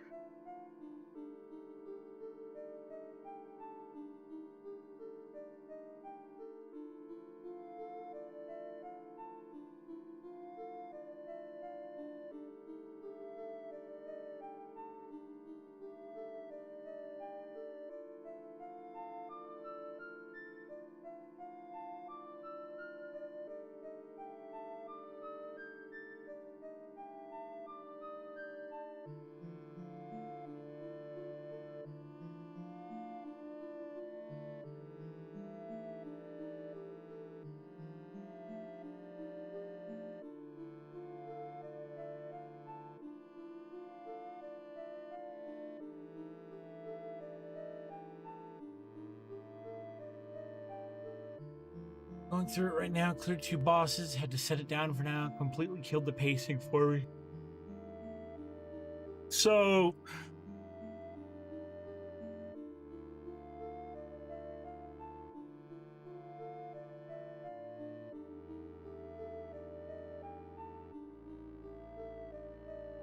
skull, hand, wing. Codes for the third room are found in the chest in the secret corridor, found by checking the north wall of the third room and on the volume tab of the game. What the fuck? On the volume tab? Jesus.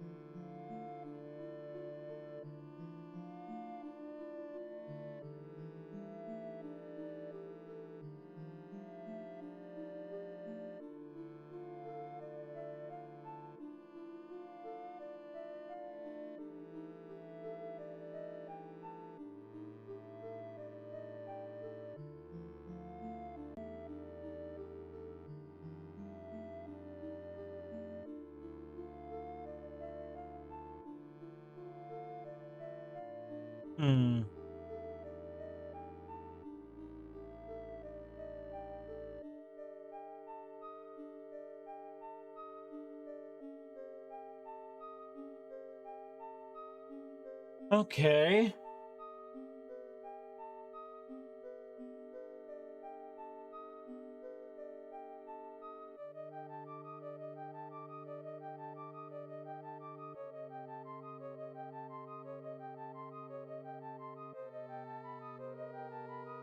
We found those.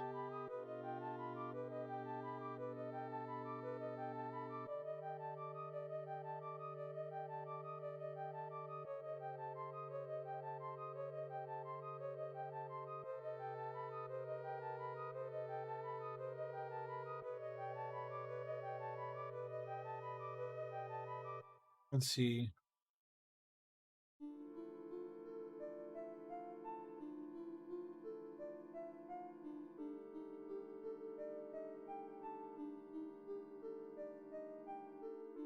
Got the pelts, but I don't remember exactly what the tarot card said. I recommend asking about the old data in the finale thread once you finish. There's a bit more about them. I managed to collect them, made sure to record a video of it. I'll be uploading soon.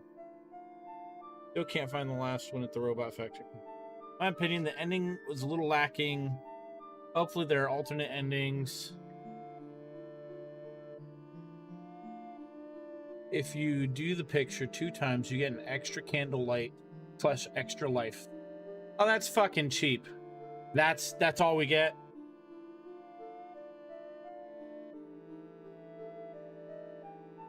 Is this part always PO3? I selected him as the one I wanted to replace.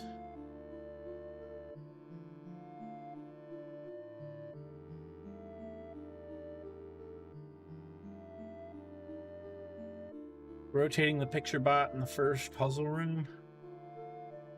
The last couple acts. Secrets like this are why I love this game. So rotating the picture bot in the first puzzle room reveals pieces / puzzles from the last couple acts. Secrets like this are why I love this game. It's great. Just started part 3. I'm not loving it. I'm not clear on how energy works and our starting deck. I mean, people who don't play card games play this and are like, how do you play? This is baby's first card game. Like, you can't jump into this game without paying attention.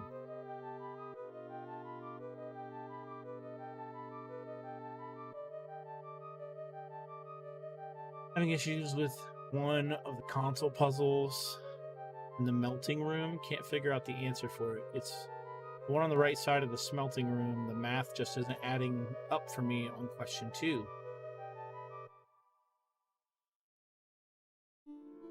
Okay, so let's see. For future reference, the solution is 12411.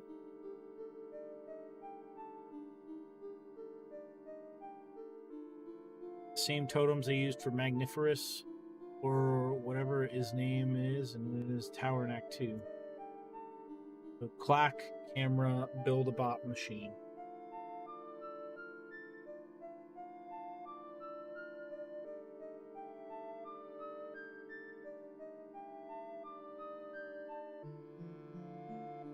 All the secrets so far have been pretty lame. So far, a couple few, but I couldn't solve that one for the life of me.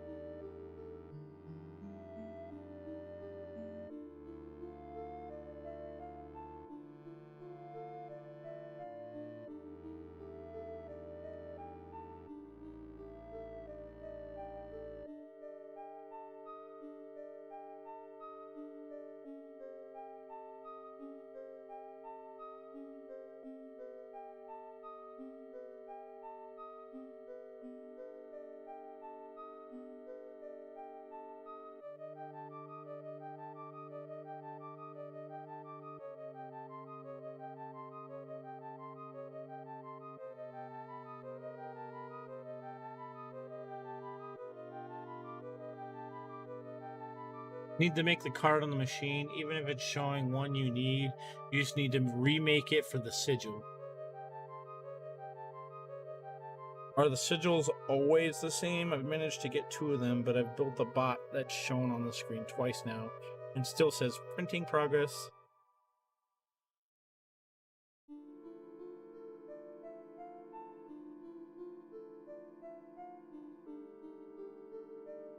Or is it just RNG determining the outcome?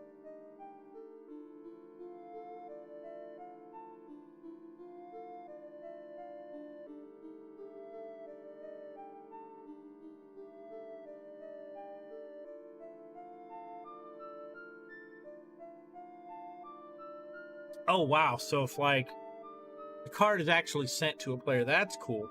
So the actual mechanic of creating a card is best to just fucking create, like, mechanics to somebody.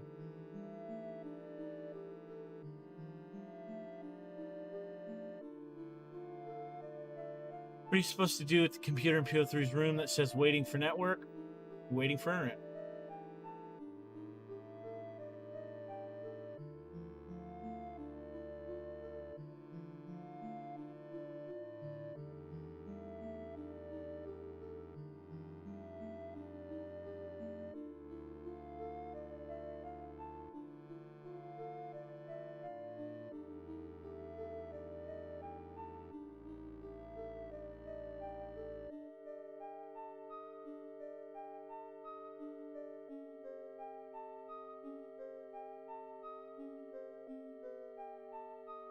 Huh? What are you doing, babe? All right, chat, give me a minute. Give me a minute. We're going through spoilers.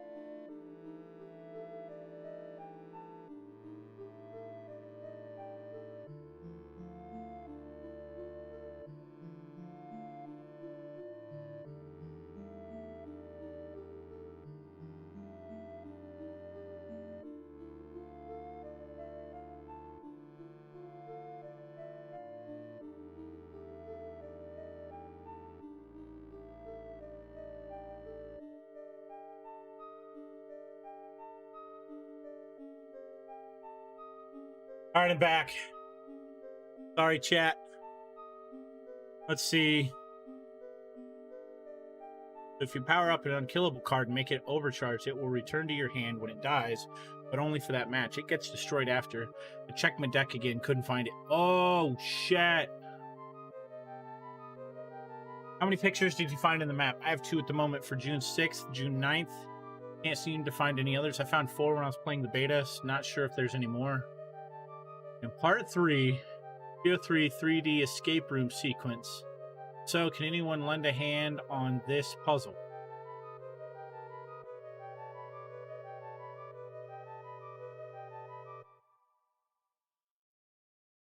Yeah, fucking disappointed.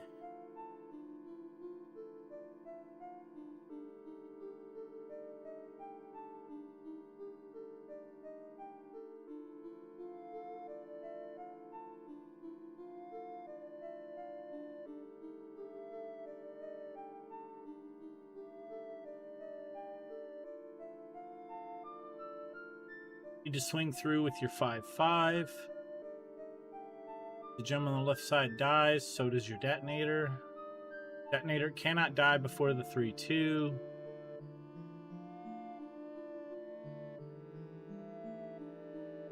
My brain thanks you. This one puzzle probably took me close to an hour to do because I didn't know what the symbol was. Couldn't find the book to check. Finally, I realized I could check what the exploder symbol was on the board, and then I got it pretty quick. It is a good one, though. It is. It was there for me at first, but it disappeared after the goo guy showed up. Or at least that's when I noticed it wasn't there anymore.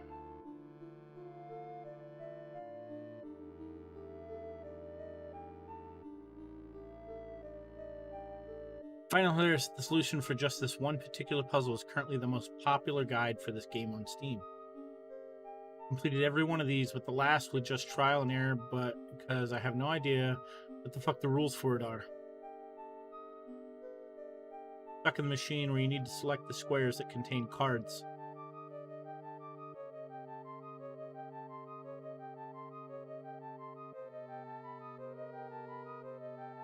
Ended up as a robot, I guess. Sure, I think this should help.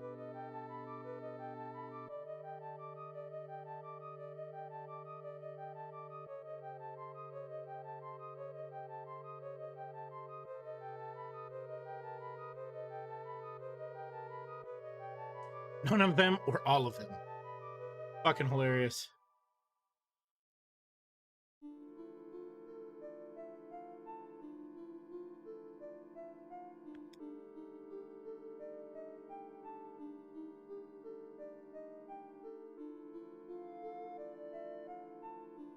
Can't figure out which squares I'm supposed to click and feel like it should be simple. But I've ended up just clicking every square in every combination I can think of with nothing. Any ideas?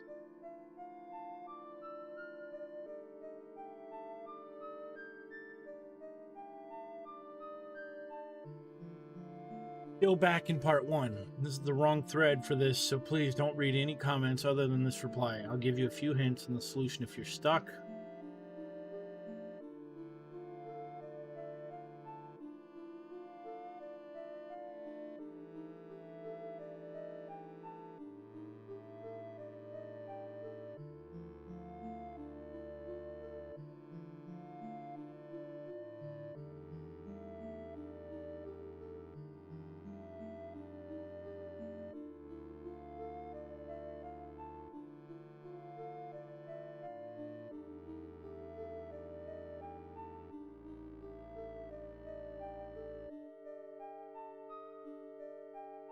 Yeah, tips on getting a robot, where to find.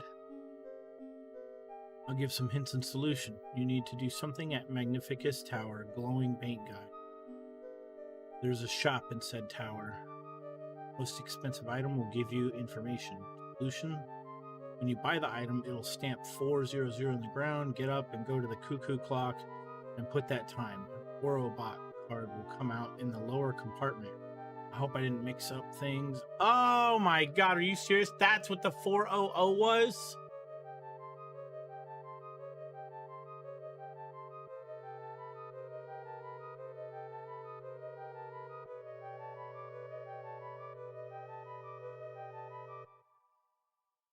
That's what the time is for. I managed to get a robot by accident while trying to enter in the time from the clock part puzzle in part 1 from memory.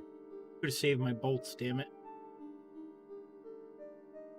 I don't remember Orobot, but there's 3 known locks in part 3. 2 of them require special keys from part 2 to open and lead to some mega secrets about the game. The 3rd lock just unlocks the door to the left of the table. Am I correct in thinking the clock has the same solution as part 1? Just wondering if I'm correct, not looking for solutions. If not, why not? Try it. Can't remember the combination. Just wanted to see if it was worth the time. I'll say this. Top is the same, bot is not. The top is 1/3 of a puzzle. Top time is 11. Wing skull bifurcation. Talking about the clock, dude, not the magic pillar. Also, please don't give spoilers like that, bro. Thank you. Looking for this code, couldn't find it anywhere. You are awesome. Thing with the green guy, can he do anything else besides complain? Hubert?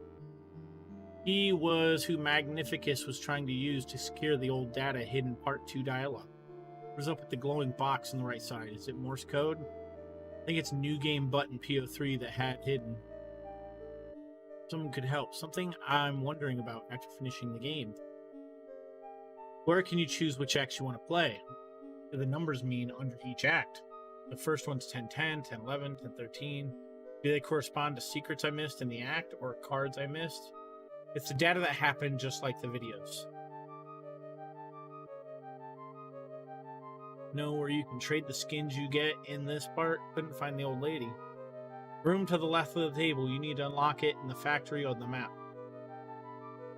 Oh, that's what the... Okay. So when I said, oh, the keys don't do anything, literally a key is doing something and opening that door. Got it. Maybe this is obvious to everybody but me. How are we supposed to advance past Western Botopia? Both places are locked, and you have to go to some floating bridge. Cannot, for the life of me, figure out how to advance this part. Need to be the boss. To the east first. I need a good money grinding spot. I'm lacking some for the last pelt, and I'm not sure where to go. Have you defeated all bosses? Yep, beat all bosses. There's not really any way to grind. All bots are dead at this point. I can send you what the last card is, though. Like, if you had a section open, though, you could grind by willing a few fights, then respawning all the enemies at the checkpoint. But once the Uber bot is dead, spawners are disabled. It's actually fine, since I did manage to beat the game as I was waiting for an answer. This was more or less, I wonder if I could have gotten last important items.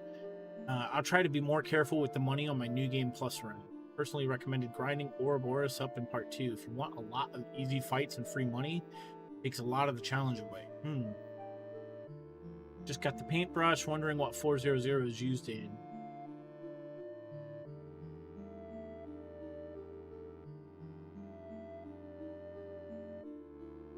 After you finish the game, you unlock chapter, select. From there, start at part 2, pick up the keys in there for extra stuff in part 3. Thank you. Part 3 just feels so damn hard. I don't understand the energy mechanic.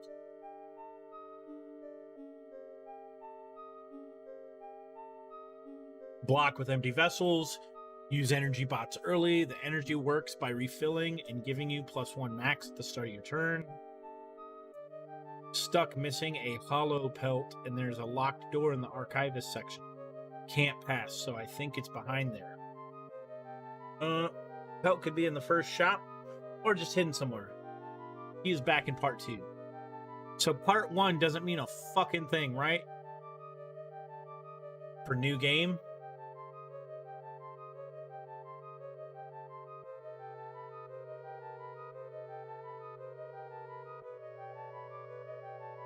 And the top is the same as part 1. Bottom is somewhere in the Wizard Tower.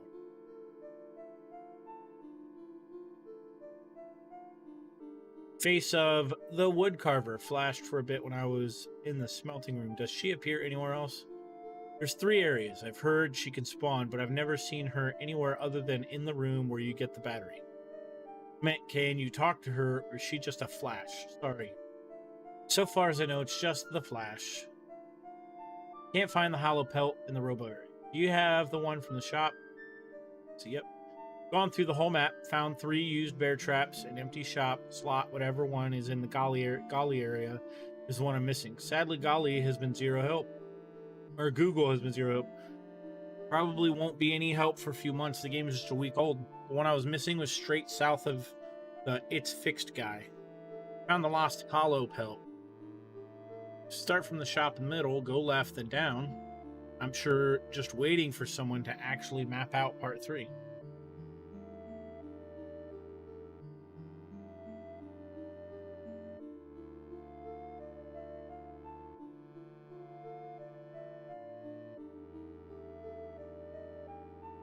Okay, we know Redditors are creative. Definitely didn't expect that ending. Loading part felt like there will be more left, but it ended kind of abruptly, hoping for more content. In the form of more fights or maybe mod support. Same here, beta tester. I recommend playing through the game again. There's a bit more content than the beta now. Also, I really hope this game gets mod support. With parts exactly, I played during the last 3 patches of beta only.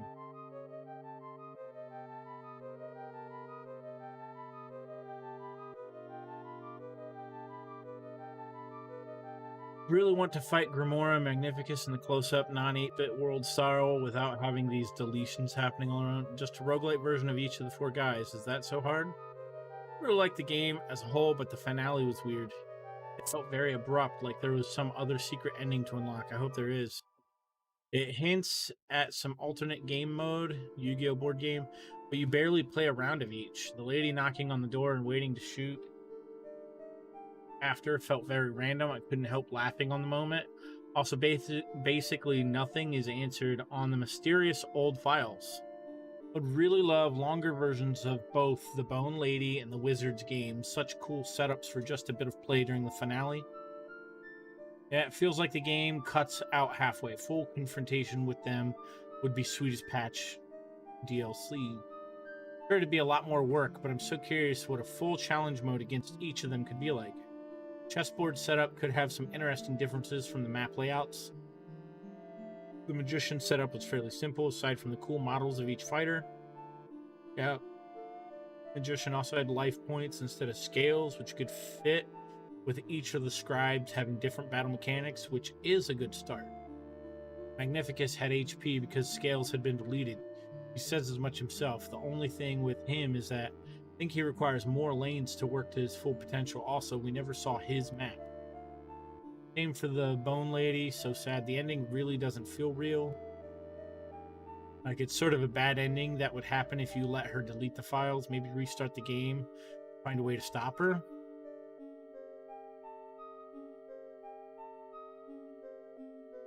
Really hope some big discovery happens that allows us to go further. There's a single frame where Amanda turns into Sado.exe before she shoots. What? Agreed with the Luke ending. Everything felt very exciting with the meta element. I guess after the Hex, I was expecting something more fantastic to happen. That bit felt like anything you'd see in a crime drama. Left me a bit underwhelmed, even if I guess it was given some grounds with the ARG's presentation of the company earlier. Man. Okay, so it's an augmented reality game with the videos. That's fine. But we're literally saying that those videos mean absolute dog shit to the game, and that they're only there for some story plot now?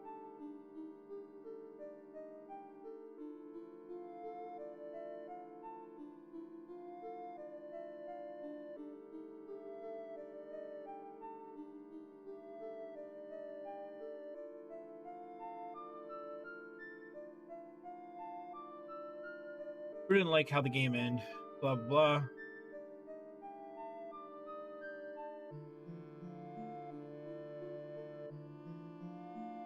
Even making Leshy speechless. He's the only one that dared to say Carnoffel and Carnoffel code instead of the one that makes totens. In Act 2, I got all the cards of the game unless for one. The game says I got all the cards. The terminal, you can see the available commands with help. I even tried to delete the old _data file to file. What's supposed to I do? I need to shake hands with Magnificus. Same. After finishing the game, I have more questions than when I started.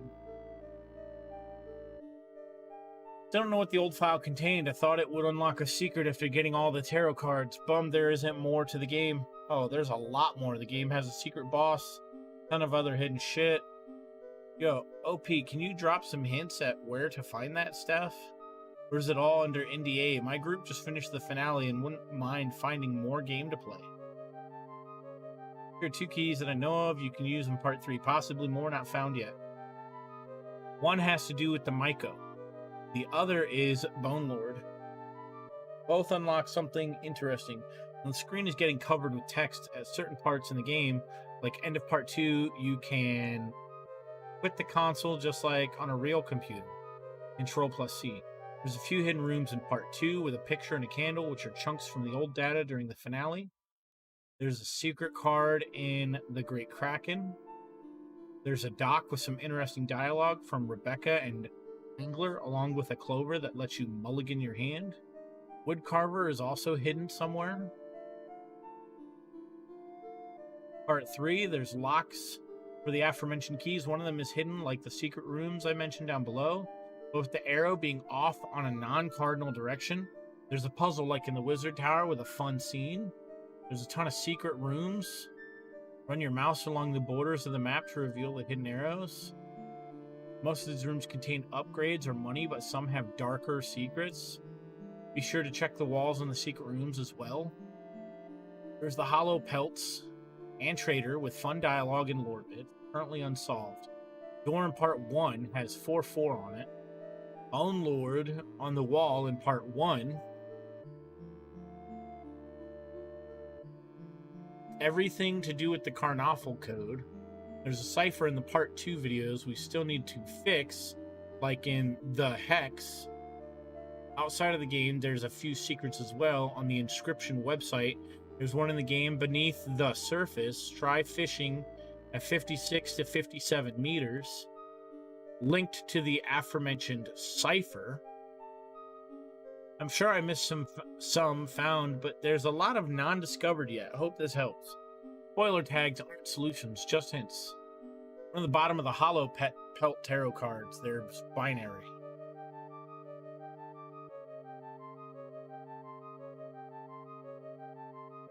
Just finished my run of the game and found 25 to 30% of these. Lots of interesting pieces of info. Looking forward to playing more to see how much I can tie together. Also, can't wait for the community to figure it out, for someone to make a video explaining the whole lore. Games such as these, I usually just do one playthrough, just wait for some YouTube video to explain all content, etc. Can I get the link to the Discord?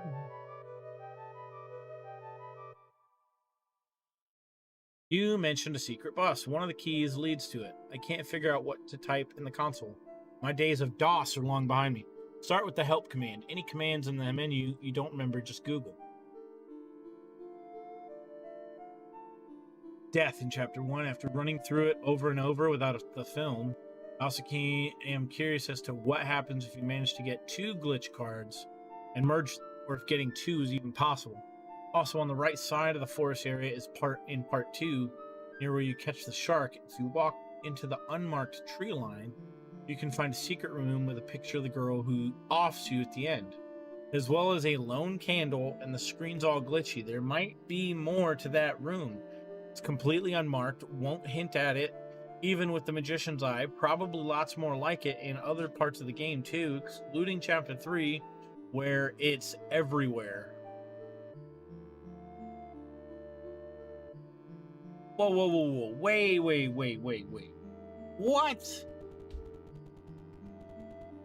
Hold up. What the fuck? In the unmarked tree line.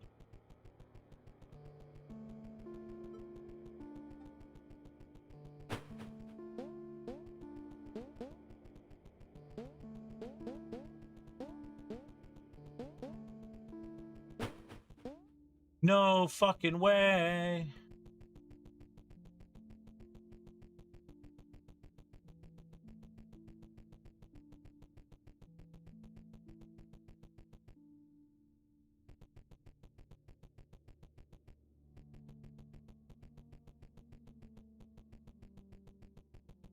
Chat. What the fuck? Yo, sales center. What the fuck, dude?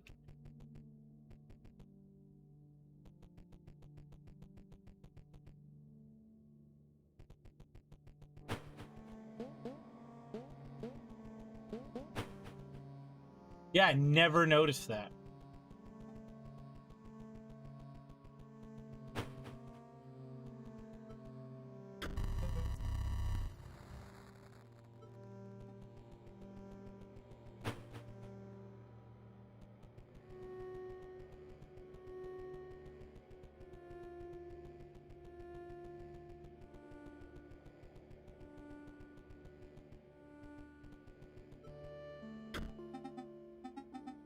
For a pelt, I am pleased. Yet another turn of the skinning knife. I have to set another trap.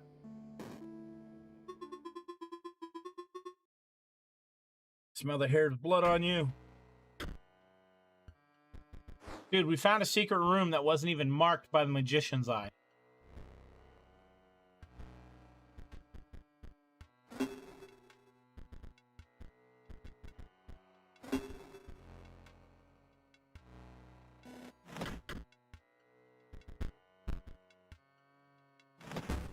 No, you fuck.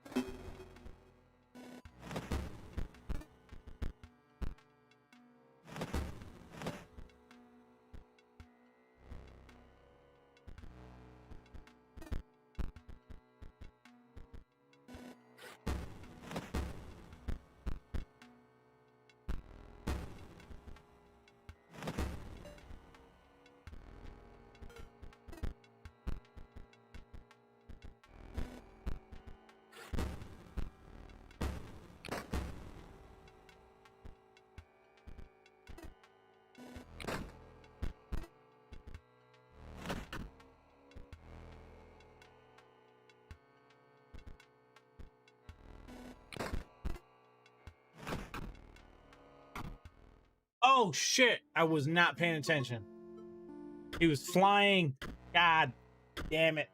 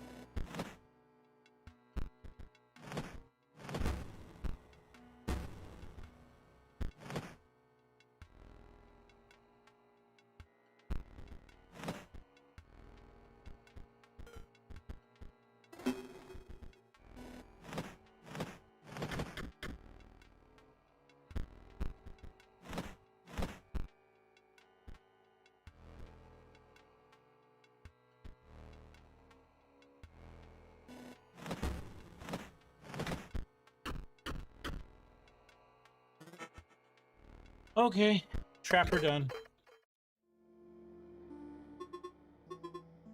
Trapper waits for the next one. You defeated 3 of us, Leshy waits.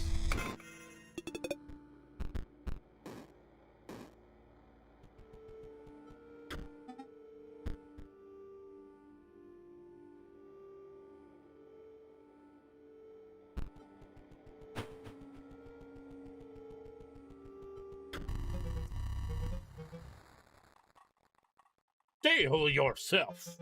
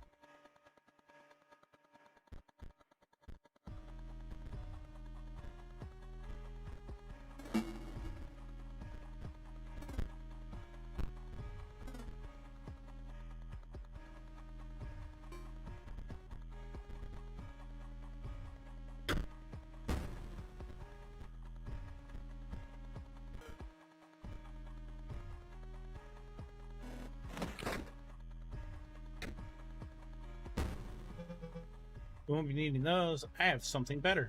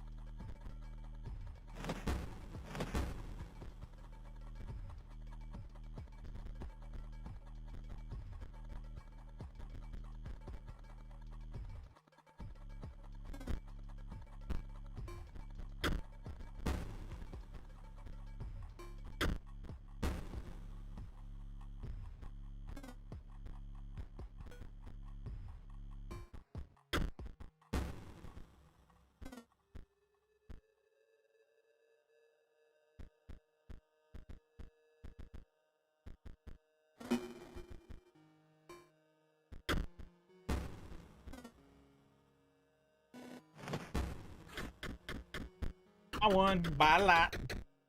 There we go. Got 12. That's 2 5-packs. Far away, a light envelops a long forgotten monument. Oh, damn.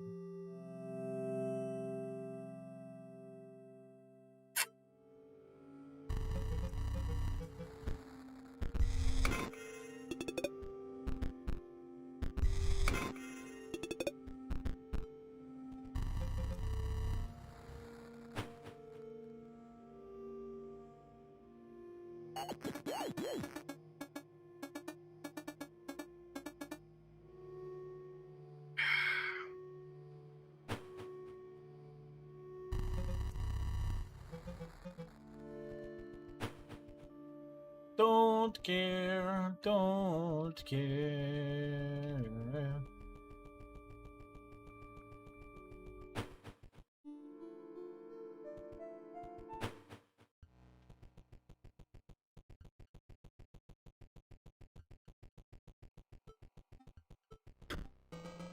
Sometime I try this spot. Find good fish, corrupted fish, old fish. Vote scribe only, in case bad happen. Back up plan, let's you say. I catch old fish last time. Good fish, beat Dredger, beat Goo, beat Casey. Good fish. As she trust, I not disappoint.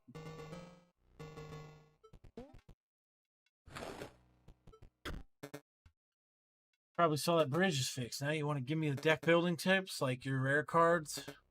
Sure, each has more twisted ambition than the last, I tell ya. Especially the guy's insane, wants to use challenger like you as his playthings. To make it more perverse, he thinks you'll actually enjoy it. Oh yeah, try to use a mix of different types in your deck to fully utilize your bones, blood, and energy. Woof. BO3, that bot is planning something alright. It's got the Dredger working overtime. Huh? Oh. Many cards from other temples are better sacrifice fodder than squirrels. For example, bone heaps can be sacrificed early but have utility in the late game. Yeah, this is true. Grimoire wants to bring it all down, I swear, but more as a mercy, I think. She's probably right. There's some pretty nasty data on this disc. Deck focused on magical cards can be very powerful. Try picking 2 of your best gem colors instead of going for all 3. Cards with that. What, you want to know more about Magnificus? Mysterious guy. Some say he actually wants to know. It's too terrible.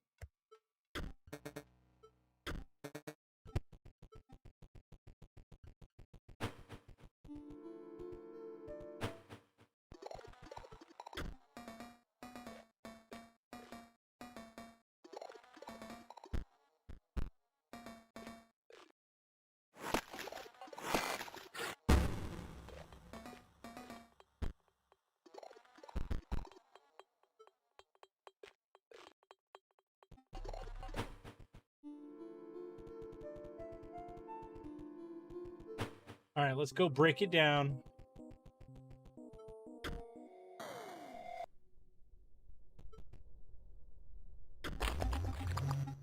Blah.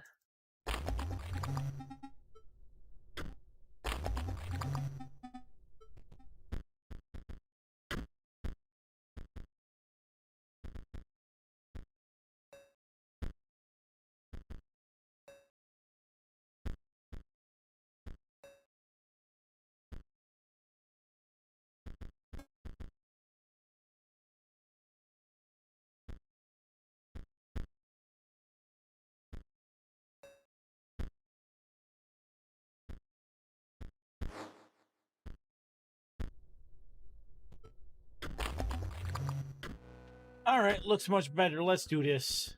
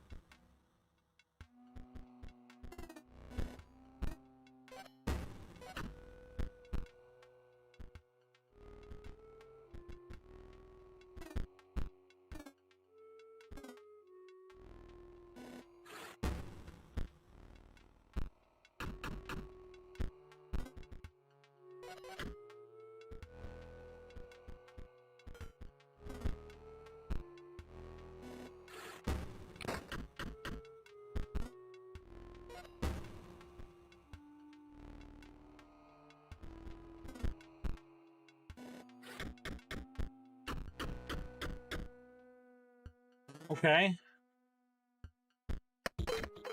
We won!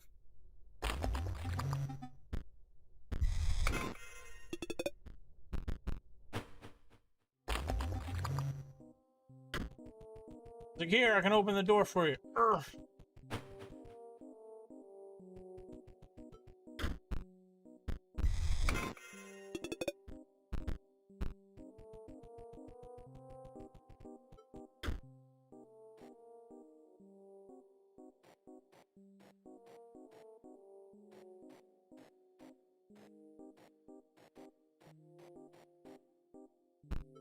I forgot what this one was.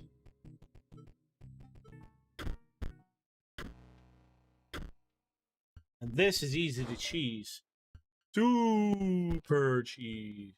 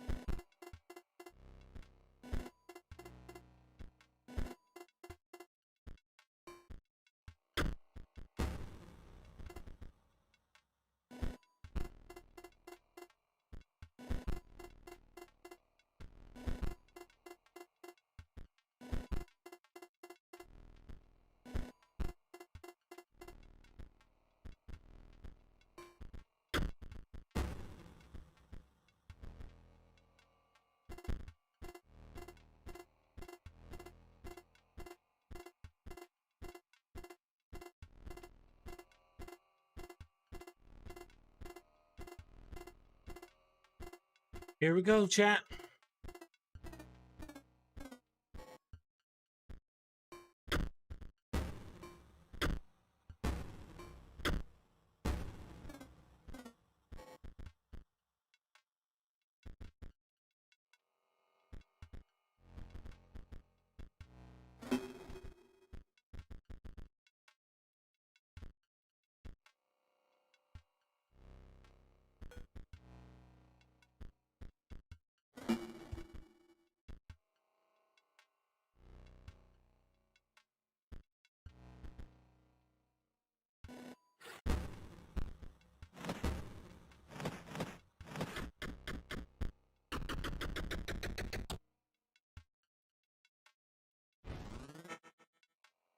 Here we go.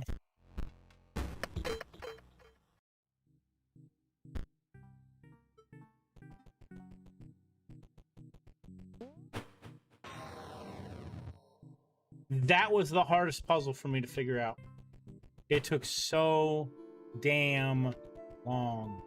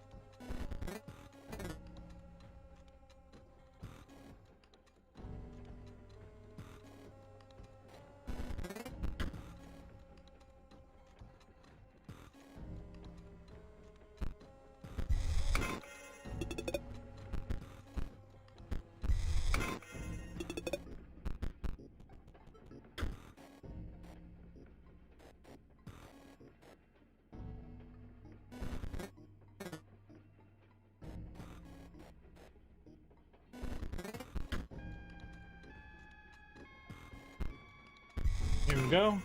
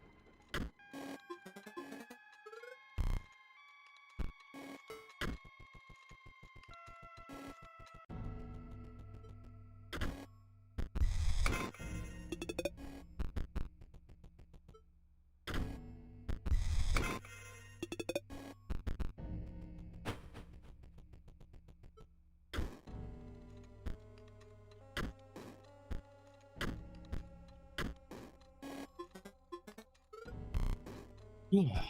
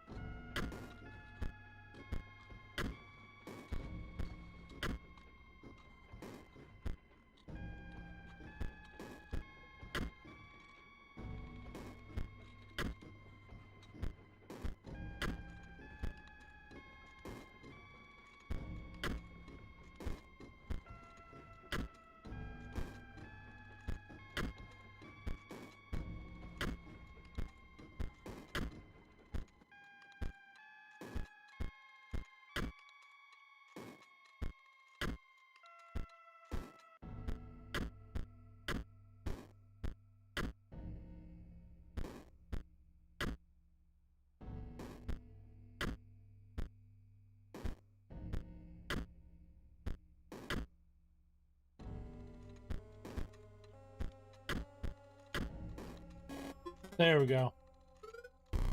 I had to figure it out, chat. I had to figure it out.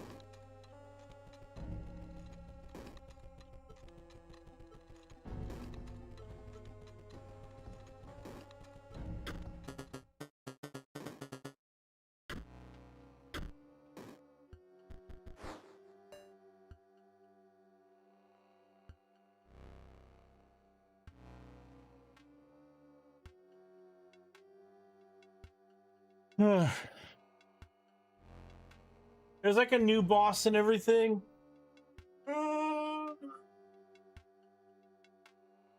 Chat, Sayo Center, folks. Should we just come back another day? I mean, we're like 3 hours in. I don't want to fucking beat a dead horse right now. I actually want to play something. Because we've been under a discussion. I've really only been playing like maybe 40 minutes out of the whole lot right now of 3 hours. But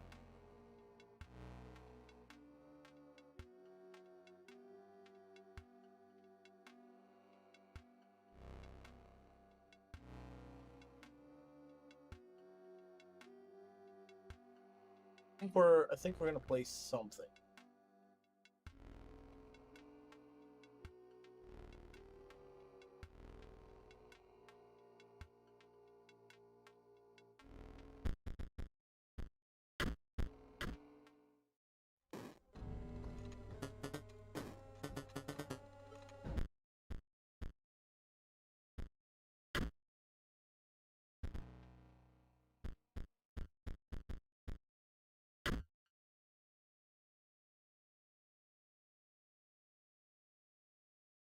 This is America. I could do whatever I want. Yeah.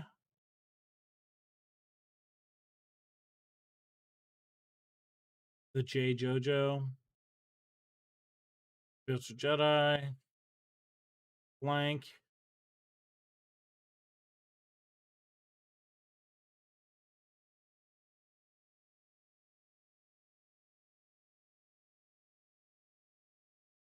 Four just released.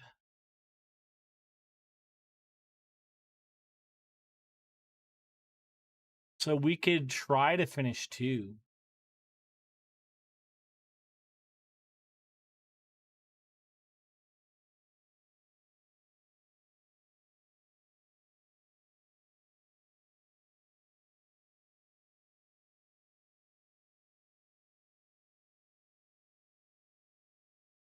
Moonglow Bay Fishing Sim? Fuck is that?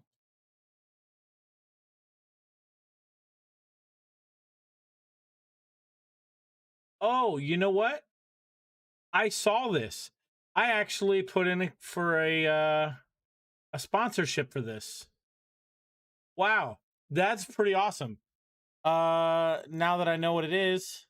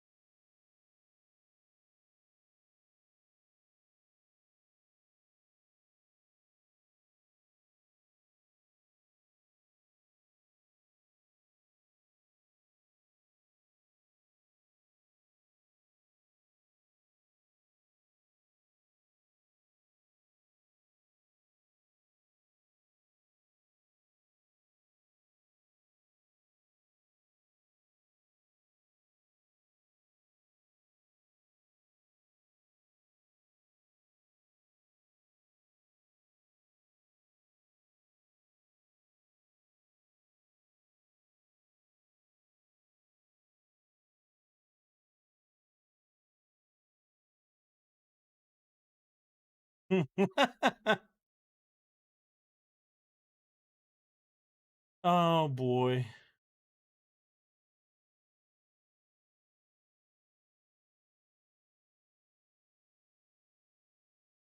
Fucking dead. Shitting on a carpet? Who the fuck? It was a dog, Derek. You're lucky. Son of a... Derek. Oh jeez, I love those.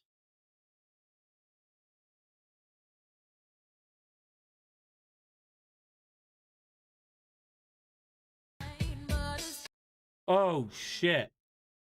Well, we're gonna end the stream and refresh. New bug in New World. Infinite heal in store. People not getting gold back of line. Yep, I'm not touching New World for like 6 months. Let me end the stream and